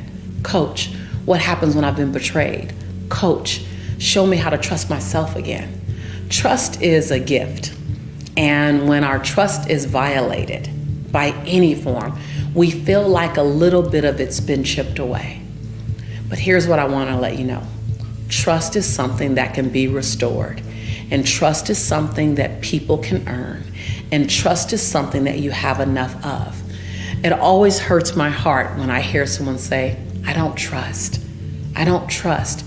Because what I know is you're not trusting your future, something or someone in your future, because of something that happened in your past. And in so many ways, you're making your next pay for your ex, you're making your future pay for your past, you're making that unexperienced moment pay for that past experience. Who more deserves to be loved and honored and celebrated to full capacity than you? And if you don't stick your feet fully in, then you can't fully feel submerged in the possibility. Is there a chance that this person that you're in this relationship with now, this friendship with now, this business appointment with now, this community relationship with now, is there a chance that they may not play full out and honor you? Yes. But here's what I know you don't want to do. You don't want to have a life of saying, I played halfway, I stuck my toe in instead of jumping in. So you want to do your due diligence. One of the things I learned from my years of living, trusting, being betrayed, hurting, crying, praying, laughing, getting back up, and being committed to love again, trust again, was that any time that I felt betrayed, any time that I felt like someone didn't honor me, there was a part that I played in that experience. There was a better question that I could have asked sooner. There was a clearer line that I could have drawn way deeper in the sand. There was a notice of intuition, or there was a tap on the shoulder that the alarm clock was going off. There was something that I could have seen, said, or done, that I was a viable part of this equation. Now, I own the part that's mine, and I own the part that's not mine. But how I bring that forward, and how I recommend you bring it forward, is ask better questions now. You're not the same person you were 3 years ago, 5 years ago, 10 years ago. You're not the same person you were last year. Ask a better question, and you'll get a better answer. It began to shift for me when I moved from optional to non-negotiable. When I moved from I really, really want this to hold on. This is non-negotiable. It's time for me to move from I'd like it to happen to no matter what. It has to happen. No matter what, Jelani has to have the type of opportunities that normally an African-American male child from South Central LA whose father went to prison when he was 8 months old wouldn't have. See, I had to become non-negotiable that Jelani has a breathtaking future. I had to become non-negotiable and say no matter what, that I was gonna get off government's assistance. And not only was I gonna get off government's assistance, that I was gonna create a healthy lifestyle around money, finances, and fiscal success and responsibility. I had to say no matter what around creating the life that I love, where I can travel the world and inspire people. I had to say no matter what around keeping my family intact and keeping my relationships intact while I did that. I had to say no matter what around my health and my wellness and bringing back physical prosperity to my life and to my body. Nothing happened until I went from optional to non-negotiable to no matter what. When I came to no matter what, that's when the mountain, if it was in front of me, it had to bow down, it had to move. And so I believe that you're in the exact same place, that as you move into next year, you're at a no matter what time. You're at a non-negotiable time. You're at a move every other option off the table. So many people look at fear or even doubt, but they look at fear as if it's the emotional enemy. You know, it's the enemy emotion. Like, oh, I can deal with compassion. I can deal with love. I can deal with understanding. But when fear comes, oh my God, bad thing. No, first of all, change your relationship to fear. I've said this before. Fear is not the enemy. The feeling of fear is just like any other emotion. Fear is actually informing you. Fear is telling you that you need to do something. Either do more research, get some support, get some insight, study a little more, slow down. Fear is actually feeding you. So then ask yourself the question, what do I need to do, think, or go get to dissipate this fear? Because remember, fear becomes present when you've made up something that could happen in the future. And it makes you afraid right now. Like, oh my God, I'm afraid I can get hurt in this relationship. Oh my God, I'm afraid I'm gonna lose my money. You're just projecting a story that you made up. Then back into that fear and go, okay, wait, then what do I need to do to minimize the fear that I might get hurt? What do I need to do to minimize the fear that I might lose my money? What do I need to do? Of course, you can't 100% eliminate the possibility, but you can greatly reduce the chances by asking, what am I afraid of? What am I afraid that's going to happen? And then secondly, recognize that fear doesn't mean stop. People think, oh, I'm afraid, let me stop. Okay, that's a choice to stop. Fear doesn't necessarily mean stop. Fear might mean proceed with caution or proceed with more strategy. Fear doesn't, whenever I'm feeling fear, it doesn't tell me, I don't even think now to stop with the fear. I do think to slow down, go get some help, go get some insight, voice my fear so that it's not just all in my head. Recognize that fear is going to come in when you're playing bigger than you've ever played before. I say if your knees aren't knocking and your teeth aren't chattering just a little at least, then you're not playing big enough. The bigger you play, the more you're gonna feel your knees knock and you're gonna hear your teeth chatter. And I'm always playing big. I'm always feeling my knees knock and I'm always hearing my teeth chatter. But I've created a relationship with that fear to go, hold on. Let's say fear is right here. Fear, what are you telling me? Because fear really is, it's a story. It's something you think could happen. And could it happen? Yeah. But could it not happen? Yeah. So don't try to outrun fear. Don't try to outrun doubt. And definitely don't wait until doubt and fear are gone before you move. Find out what doubt and fear needs to dissipate into the nothingness that it always was. What does it need? And then understand that action brings clarity. So the more you move forward, the more action you're in, the more clarity you get because action breeds clarity. And clarity comes with action. So many times you're sitting on the sideline waiting to get completely clear before you take any action. And clarity is waiting for you to get in action to create clarity. So be willing. Be willing to play full out, a little nervous. I remember there was a time in my life when all I wanted was for people to accept me. But I realized that I needed them to accept me and love me because I wasn't really accepting Lisa. I wasn't really loving Lisa to my fullest. So while today I don't invite you to not care if people reject you, I am inviting you to, if you fully love and show up for you first, then you're less impacted, you're less disrupted when someone doesn't embrace you the way you believe you should be embraced. See, I realize that we're iron for others, iron sharpens iron. We're also triggers for others. There's 1,000 reasons why someone might reject you. My grandmother says, man's rejection is God's protection. So not everyone that's in your space should be in your space. And sometimes people have to opt out on your behalf to help you out. How many times have you been in a friendship or relationship and it ended? And maybe not immediately after it ended, but somewhere in the next 30, 60, 90 days, a year, maybe 2 years, you took a deep breath. I actually feel more relief that relationship has transitioned. Whether it's a relationship with a job, a friend, an ex, whatever. So while we don't want to have rejection in our life, I say all rejection isn't bad.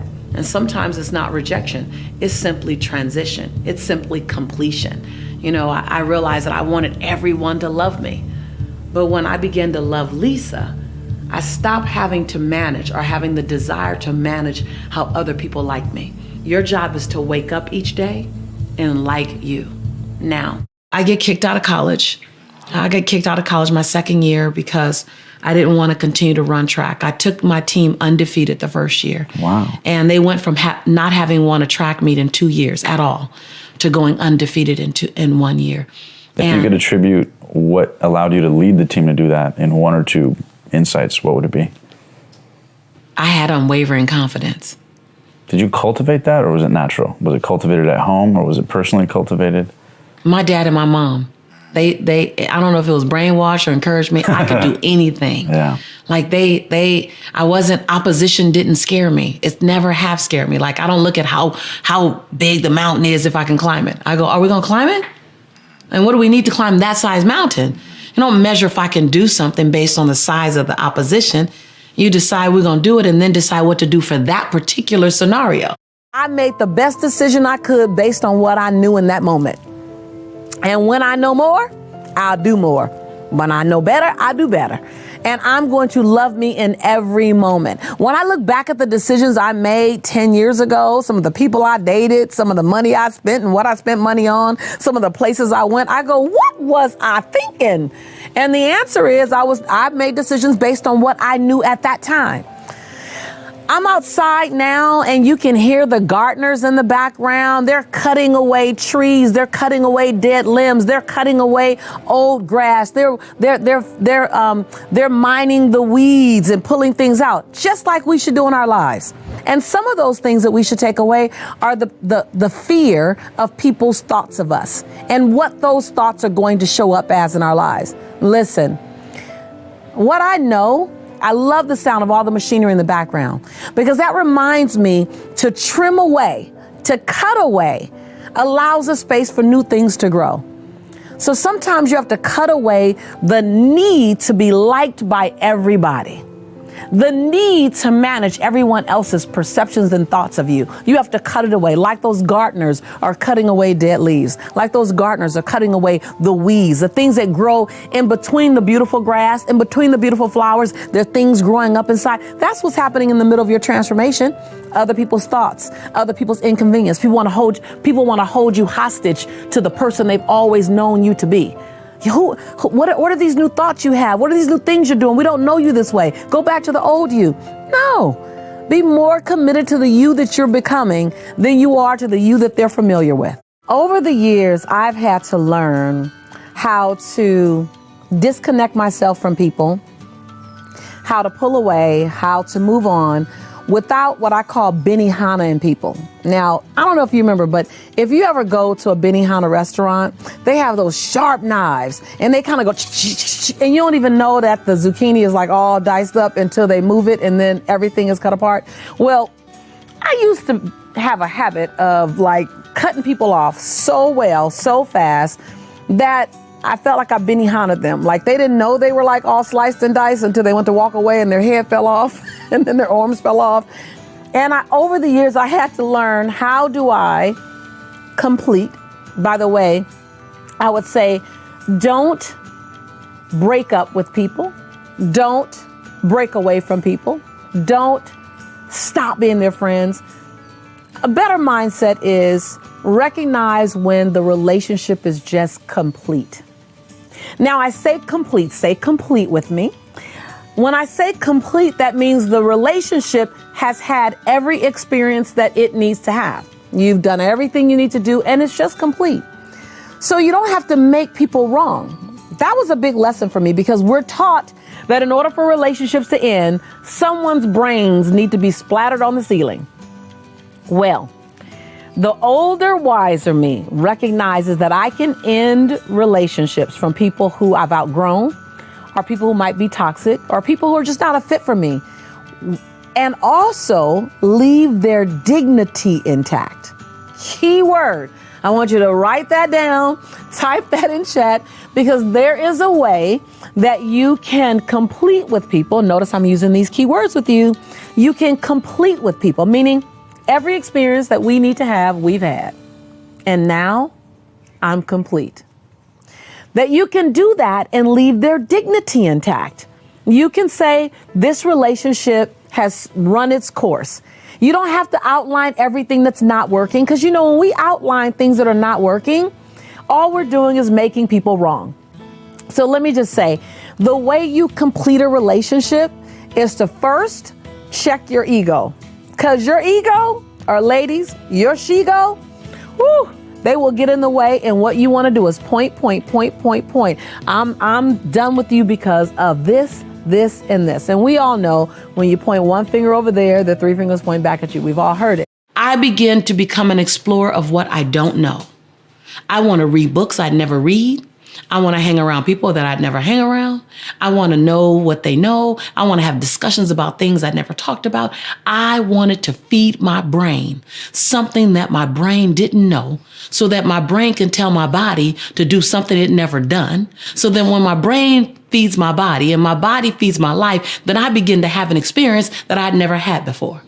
It wasn't rocket science. People want to make success rocket science. Success is not rocket science. You go and find the thing that you don't know, learn the thing you don't know, and do the thing you haven't been doing, and get the life you say you want. All I wanted was unfamiliar. But you have to understand that most people don't invite in unfamiliar, because people are more committed. Hold on. People are more committed to a familiar discomfort than they are to an unfamiliar new possibility. The key words are familiar and unfamiliar. See, we want to have a new experience while having some of the same behaviors because they're familiar to us. Yeah, they're comfortable. They're familiar. Some of them not even comfortable. People in relationships are not even comfortable. True. It's just familiar. People are still at jobs that aren't even comfortable. Yeah. They're just familiar. So that's the crazy, is that we are more committed to a familiar discomfort than we are to an unfamiliar new possibility, because of the familiarity, not even the comfort. I became comfortable living in the discomfort of the unknown. Instead of making big macro goals, those big bodacious goals, make some micro goals, smaller goals. I don't make an annual goal. I make quarterly goals. I make monthly goals. And each quarter and each month, the goal that I hit, I stop and celebrate myself. Now, I celebrate myself by making me something really good and inviting one person over or three people over and say, I'm celebrating myself for small micro wins. Taking myself out for a nice night, something to eat, or just sharing with a friend. Celebrating yourself along the journey is also not keeping your wins a secret. I used to keep my victories a secret. I would get an award, or I would close a deal, or I would get a new contract, or I would whatever. And no one knew, because I didn't want to brag. Well, what if I know I'm not a bragger? Like, what if you know you're not a bragger? Can you not be someone who brags, but is someone who wants to celebrate yourself along the journey? We're all like little 3-year-old kids. What gets celebrated gets repeated. And if you want to repeat successful behaviors, then you got to celebrate them, because what's celebrated gets repeated. We're just kids. Unconsciously, we have a tendency to do things to influence someone's perception of us. And really what we're trying to do is change or control. That word again. We're trying to control their perception of us, because we feel like they're being judging. So we get into the proving business. I said in another Lisa Nichols episode that you have nothing to prove, nothing to protect, nothing to hide, and nothing to defend. That's not just a mouthful of words. That is literally a lifetime of disconnecting from the need to prove to someone you're smart enough, you're kind enough, you're loving enough, you're worthy enough, you're enough, ... Right? And I remember for years, because I didn't graduate from college, I was always trying to prove I was smart enough. Always. And then I had a son without being married. So then I wanted to prove that I was godly enough. I was always trying to prove something until it just became so exhausting. What I was doing was trying to control people's judgment of me. Procrastination is really putting off your own desires. Procrastination is putting yourself last. Procrastination shows up when we are so used to putting everyone else in front of us, or We're actually afraid to do that thing that we say we want to do because we're not sure if we can handle the outcome. But the whole attachment to procrastination and self-love, what you can do tomorrow, why not do today? What you can do today, why not do right now? You know, one of my team members talked about reading a book called Touch It Once, which means if you can touch it once and get it done, how much more productive will you be? What happens when you feel like you're always being judged? Number one is divorce yourself from trying to manage someone's judgment of you. I know that sounds backwards because we want to go over there and change them. I know. Well, when I figure that one out, you'll be the first to know. But in the meantime, how can you separate yourself, divorce, I know it's a strong word, but that's the separation, from the need to monitor other people's judgment of you?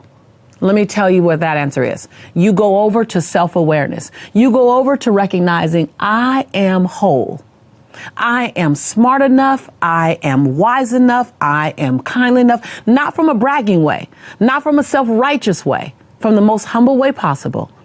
Can you wake up tomorrow morning and be content with who you are, irregardless of anyone's opinion of you once you leave the house?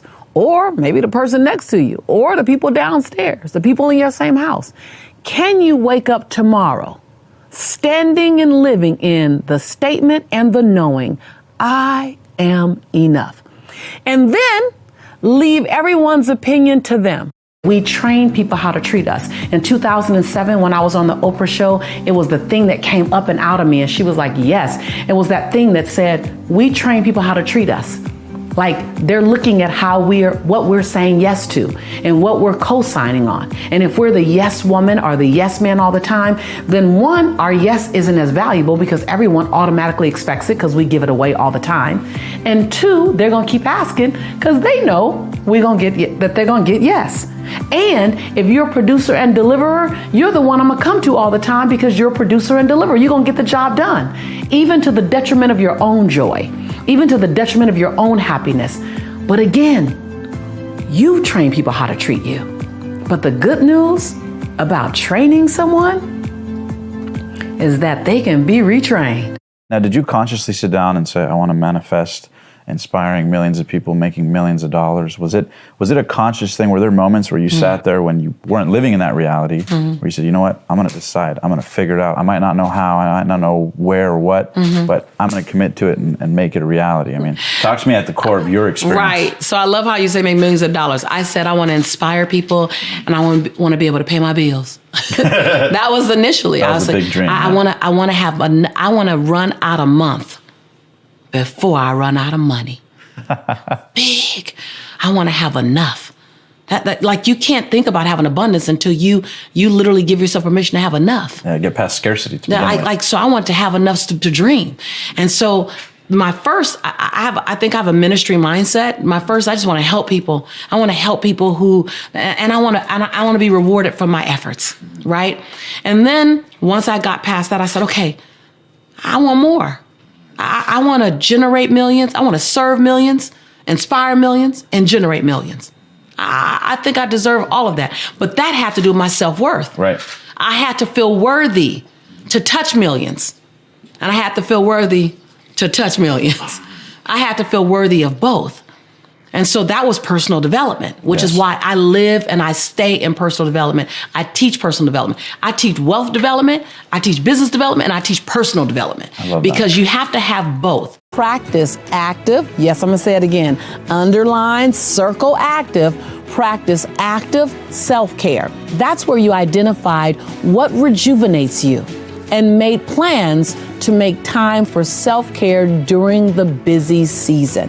So you made a list of what you know rejuvenates your soul, your mind, your body, your spirit, from walking on the beach to reading a book to taking downtime, free things and retreats or a spa, whatever it is that rejuvenates your soul, to make a list of it and then to make plans, active self-care, to do those things during your busy season. If you find that the relationships around you have toxic outcomes, then I want you to look at where's the breakdown. Is the breakdown in communication? Is the breakdown in how you communicate, the words you're using? Is the breakdown in who you choose to be around? Is the breakdown in the engagement of what you're talking about? What I've learned is that if you're not talking about things that are high enough and big enough, things that are inspiring enough, you will slip into the smallness every single time. If you don't choose an intentionally high, evolving, encouraging conversation, you will slip into the cracks. You will slip into those crevices of smallness and petty. And until you get people trained that you're going to live up here without telling them, I need you to know, it's not an announcement. It's a way of being. It's a what do you choose to participate in. It's a stepping over your desire to hear smallness, gossip, negative feedback. It's when someone is engaging in negative feedback about someone else, the fact that you didn't add anything to the conversation doesn't let you off the hook. Did you stop the conversation? Did you say, hold on, I don't want to engage in speaking negatively of them at all. Why don't you have a conversation with them? It's course correcting behaviors in your space at the risk of losing the relationship. But what you basically do is you say, here's where I play. Here is where I live. I'm not visiting this high road of integrity. I'm not visiting this high road of conscious thinking and awareness and respect and humility and honoring the dignity in people. I don't visit this place. I live here. I don't visit this place. I live here. And in a loving way, anyone that's engaging with you has two choices. They either engage with you here or they choose to engage with someone else. Now, if you find that you're going down to be in the relationship, or you're going down and you're the person taking the relationship down because you're in a moment of anger, or you're in a moment of resentment, or you're in a moment of hurt, then you're not living in your highest integrity. You just visit every now and again when you come to this channel. I see my Shantae coming out right now. Shantae is my middle name. It's what I do when I start getting real edgy because I really want you to get it. So you need to make a decision on where you choose to reside.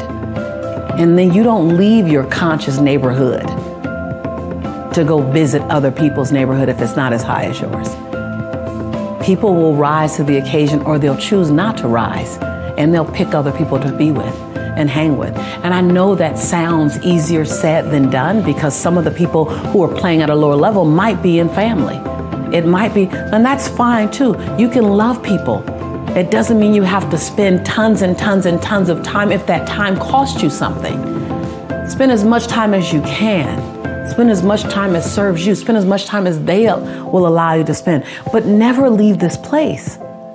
Even if being with them causes you to allow them to be where they are, you don't have to engage in that. So the bottom line in supporting you to either recognize, are you the toxic element, or are you surrounding yourself in toxic element, is to make a commitment where you live. Where am I living? And first, own where you're currently living. Because if you own it, you might go, you know what, I do slip into that small place. Okay, own it. That's conscious awareness. That's powerful. Own it. And then go, where do I want to be? And then what's the distance between here and there? And what do I have to do to get there? What do I have to say no to? What do I have to participate in? What do I have to ask forgiveness for? What do I have to clean up? What relationships require cleaning up? And then what declarations must I make? Celebrate your wins. This is where I invited you to make a list of the 10 things that you have to celebrate about this past year. Now, if you're just joining me, then it's not too late. Make a list. You've done many more than 10 things, but make a list of 10 things that you have to celebrate about over this past year. And they can cover any area, from family to finances to business to health and wellness to relationships to body to fitness, anything. So let me first explain to you what forgiveness isn't. Because most people won't forgive because they have an incorrect understanding of what forgiveness is. So forgiveness is not pardoning someone's behavior. It's not excusing someone's behavior. Forgiveness isn't admitting that you were wrong.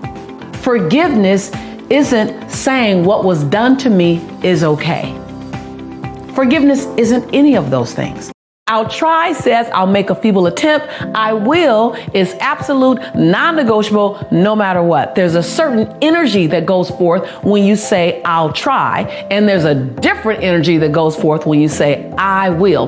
When you make the declaration of I will, that says mountain, if you are there, you must move.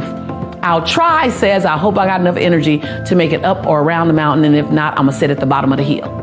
When you fail to make a plan, okay, well, hold on. This might hit you between the eyes. You know I love you.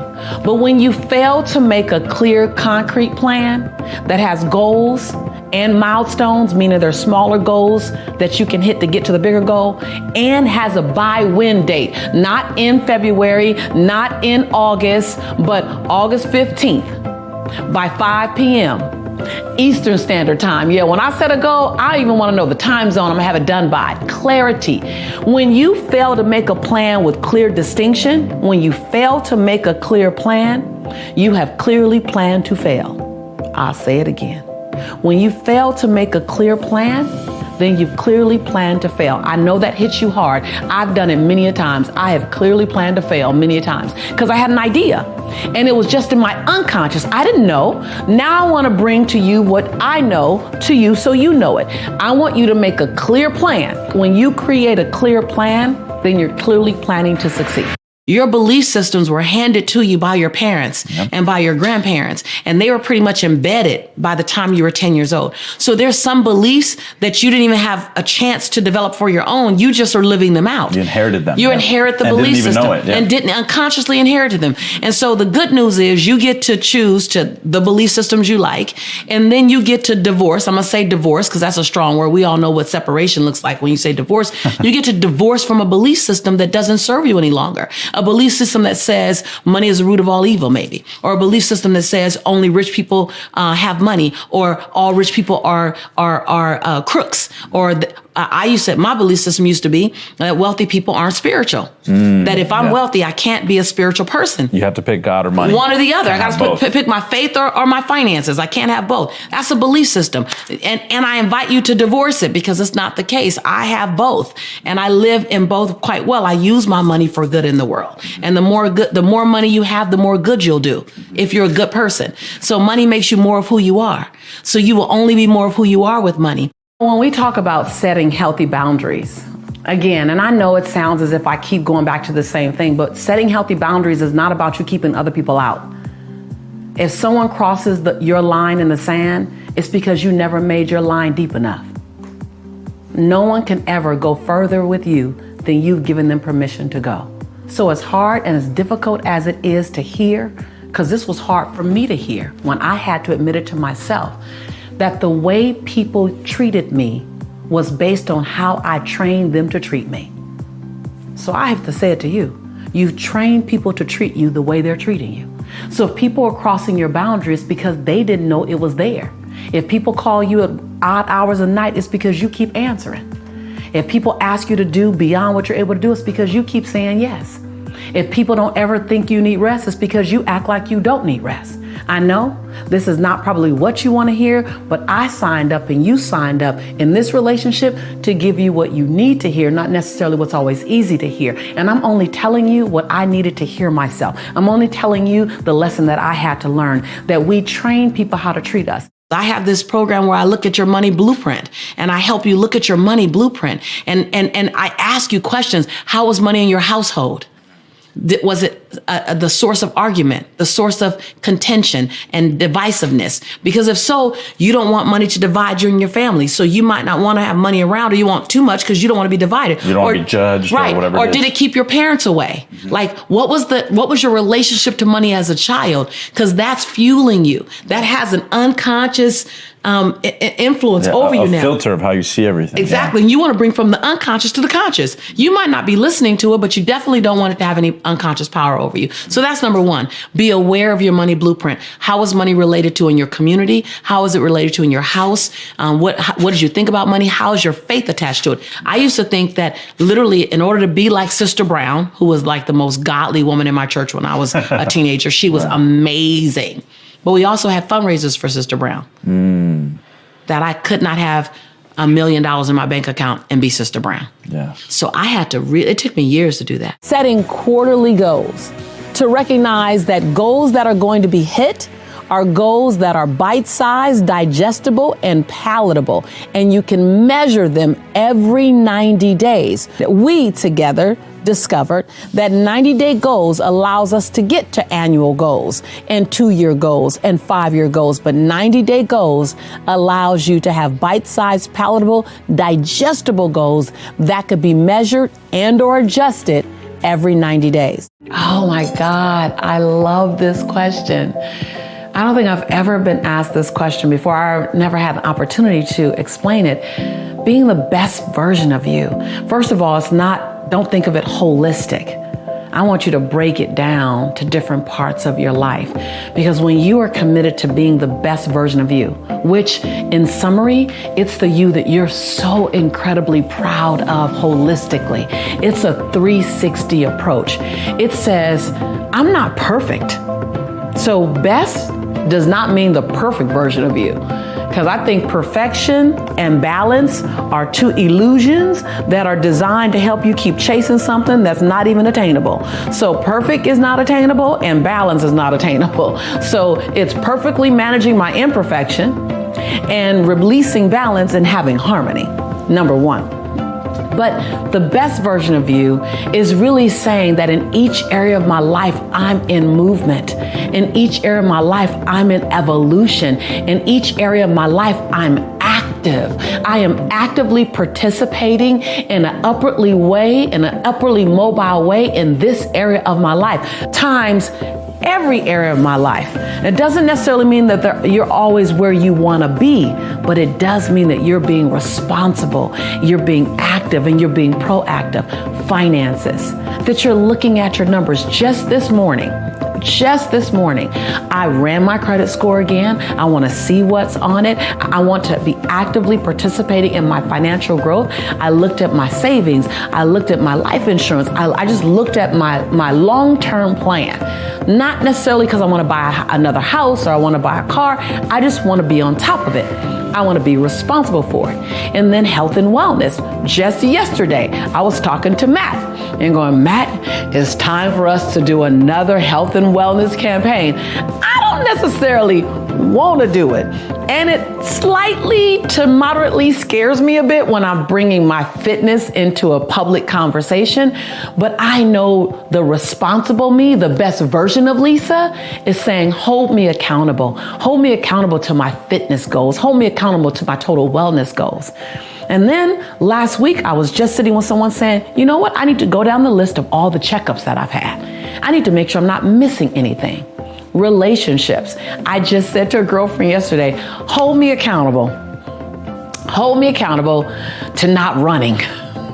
I realize that I run well and I run smoothly. I run like a gazelle sometimes when it comes to relationships. It doesn't even look like I'm running because I'm so busy. So I asked someone who knows me, who knows the love that I want, who knows my sexy excuses. I need you to hold me accountable. When I say this, I want you to question it. And so while there's so much growth in every area of my life, I'm being the best version that I know to be because I'm active in every single area. I'm not saying I'm being the best or I am the best. Please don't get me wrong with that. I'm just saying to be the best version of myself. So when you look at being the best version of yourself, look at each part of your life and go, what am I actively doing? Where you feel like I'm in the game in this area. I'm not resigned and I'm not praying for it to go right. Or I'm not in resignation and in complaint about it. I'm not a victim to that relationship. I'm not a victim to my finances. I'm not a victim to the relationships in my family. I'm an active part of creating what's occurring.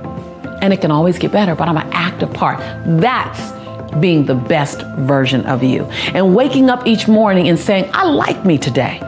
I got many things I can work on, but I like me today. Before you ever go out on Facebook or any other social media platform to check to see if anyone else like you, your job is to like you first. And every other like is bonus. That's stepping into the best version of you. Setting long-term goals that make your knees knock a little bit and make your teeth chatter a little bit. Those goals that you don't know exactly how you're going to get it done, but it's something that you want to get done. It stretches you, but it doesn't stress you. Your goals are supposed to stretch you, not stress you. Those things, that combination. And when you live in that capacity and you focus and you operate in that one, that's when you're living and being the best version of you. So when you look at being your own rescue, what does that look like? Being your own rescue comes from so many different areas. I've always taught that we need to separate our life into categories and manage your whole life in categories. The health and wellness category. What does being your own rescue look like in health and wellness? For me, it was pretty radical. For me, it was all the way from not only getting more physically fit, but it was going to the doctor and asking for medical help.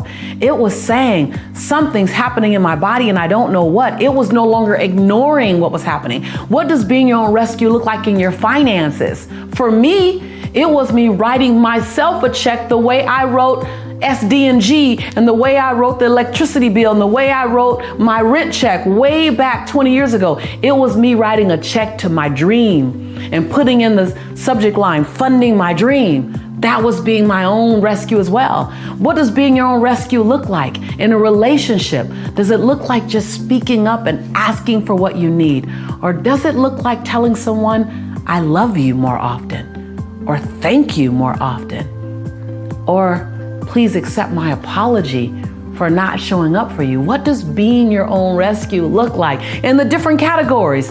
And then what does action look like to be that rescue? Because when you can be your own rescue, you actually are your own superhero. You actually are your own best friend. You actually become everything you need for you. And then you can serve everyone else from your overflow. If you don't treat money right and you're not responsible with money, you will repel money because you're not a good steward of it. And so until I became a better steward of money, and I'm still growing in that area, and money and I would keep giving it away until it was all gone because my mindset said it all had to be gone. There's never going to be extra. Yeah. My grandmother would make 10 dimes go in 20 different directions.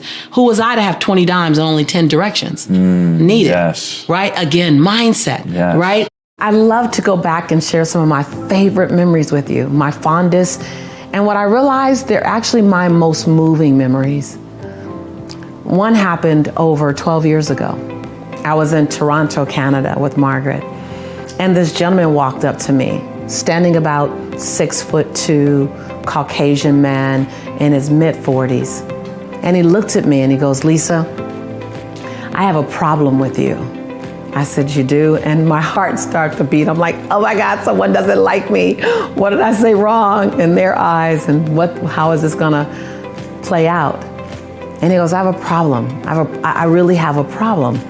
And I said, okay, how can I help you? He said, I'm an atheist. I don't believe in God. I'm fine not believing in God. I'm comfortable. I prefer not to believe in God. I don't believe that there's a God. And I said, okay, what's your problem? He said, my problem is I love you. I love everything about you. I love the energy you come with. I love the way you speak. I love what I feel when I'm listening to you talk. He said, and you keep referring to this God as your source. And I don't believe in God. So that's my problem. And I said, sir, I'm sorry.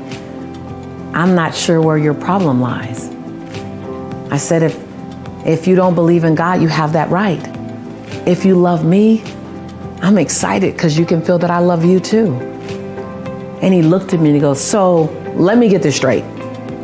This is not the part where you try to convert me or try to tell me how wrong I am, or you try to explain to me about your God so that I can begin to believe like you believe. This is not that part. You're not going to do that? And I looked up at him. I said, why would I do that?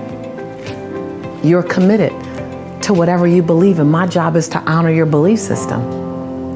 And he goes, see, you're doing that thing again that's making me love you more. That's my problem. But I know you believe in God. I said, that's not a problem. Why don't you keep believing in me and loving me? I'll keep believing in God and loving God, and we'll keep having this great experience. After I said that, he just grabbed me And he hugged me. And he held me. And I knew somehow he was holding on to possibility. That's what I choose to tell myself. He was holding on to the love that he could feel for me, the palatable, non-judgmental, non-persecuting love. And in that moment, I couldn't feel more joy. As I held that man, I couldn't feel more joy. I couldn't feel more happiness, that this is what ministry is about. This is what touching souls is about, is to love the person who thinks that you might not love them because their belief system. It was just so beautiful. The moment was so beautiful. I mean, he held me, and then he drew back and looked at me, and he said, "You're the real deal." And I looked up at him, and I said, "So are you." And we said our goodbyes. I never saw him again. Margaret and I went up to the room, our hotel room, that night, and replaying what happened, we both just started to bawl, just cry. And I said to Margaret, "Margaret, this is marketplace ministry, disguised as a business. I'm not in the converting business. I don't need to convert anybody. You're exactly where you choose to be. But I am in the loving business. My job is to love you where you are." And that beautiful gentleman, that day, he reminded me and Margaret, I believe, what unconditional love could feel like. Now I've got a special bonus clip that I think you're gonna enjoy, but before that, it's time for the question of the day. I wanna know, what was your single biggest takeaway from this video and your plan of action for the next week? When you watch something and get motivated and just get inspired, you have a 35% chance of actually following through. But when you get motivated and then you actually create an action plan for what you're gonna do, you increase it from 35% to 91% chance of you actually following through. And when you share your plan publicly, that jumps to 95% chance of following through. So I want that for you. I want to know your single biggest takeaway from this video and your plan of action for the next week. Put it down in the comments below so I can celebrate you. Over my career, and I've been in business over 20 years now, people from all around the world, students at every level, whether they are newly into launching their business or they've been in business themselves for 10, 15 years, ask the question, how do I overcome fear? I'm about to disrupt you completely, because I am not going to give you a strategy to overcome fear. Because if I even attempt to give you a strategy, and I know we're always looking at stuff, reading things, how to overcome fears. There are probably 10 steps to overcoming fear somewhere out there. They weren't written by me, and I could never write it. Because I don't think you wait to overcome fear to live the life of your dreams or the one that you deserve, or to blow your own mind. I personally, and I'm teaching you from my life lessons, from what I've studied, what I've applied, what I've implemented, what I've fallen from, what I've soared from, what I've gotten up from. And I don't think you focus on learning how to overcome fear, though there are things that helps to mitigate your fear. Information mitigates fear. Training and developing your skill set mitigates fear. I teach speaking. I love teaching people how to speak powerfully. Not to speak to be great, but to speak to be unforgettable. Whether you're a speaker or whether you're a manager, whether you're in retails or in network marketing, whatever it is, when you open your mouth, you want to be unforgettable. And people always say, "Lisa, how do I overcome the fear of speaking?" I say, let's not focus on the fear of speaking, because energy grows where energy goes. So let's not focus on overcoming fear. Let's focus on building a muscle that naturally dissolves fear. And that muscle is the muscle of information, the muscle of education, and the muscle of skill set. So if you know more and then you develop the skill set, you won't be as afraid to do that thing that you're talking about. But the other side to that, now I'm going to disrupt you a bit. So the first part, not so disruptive. That means go get it more information. Give fear what fear needs to reduce itself, meaning information, skill set. But this other part that I'm going to tell you, this might be disruptive. How about you not try to mitigate, resolve, or get past, or overcome, whatever you want to call it, how about you not try to do that with fear? How about you allow the fear to sit with you? You just commit to keep moving, even with the fear. So many times in my life and in my career, I was afraid. The difference between me and most is that I still move forward with the fear. Fear does not have a past to stop you. Fear does not have a past to stop you. First of all, let me just tell you this. Just like compassion, just like love, just like respect, just like any other feeling you feel for someone, fear is just a feeling. We just give fear more power. We say, when compassion comes, I hug, I love. When understanding comes, when joy comes, when humor comes, I laugh. But when fear comes, I get to stop. What if you change the meaning to that? Ooh, just stick with me right here. What if you change your dance with fear? What if you tell fear, you're welcome in my life because you're gonna come. Can't keep you away. But when you come, I'm not going to stop. If you want some awesome motivation from Tony Robbins, check out the video right there next to me. I think you'll enjoy it. Continue to believe, and I'll see you there. Let me tell you this. We said to have an extraordinary life, you got to have an extraordinary psychology, right? Extraordinary psychology means you got to live in an extraordinary state. To be in an extraordinary state, you got to condition your nervous system, your body, your physiology and focus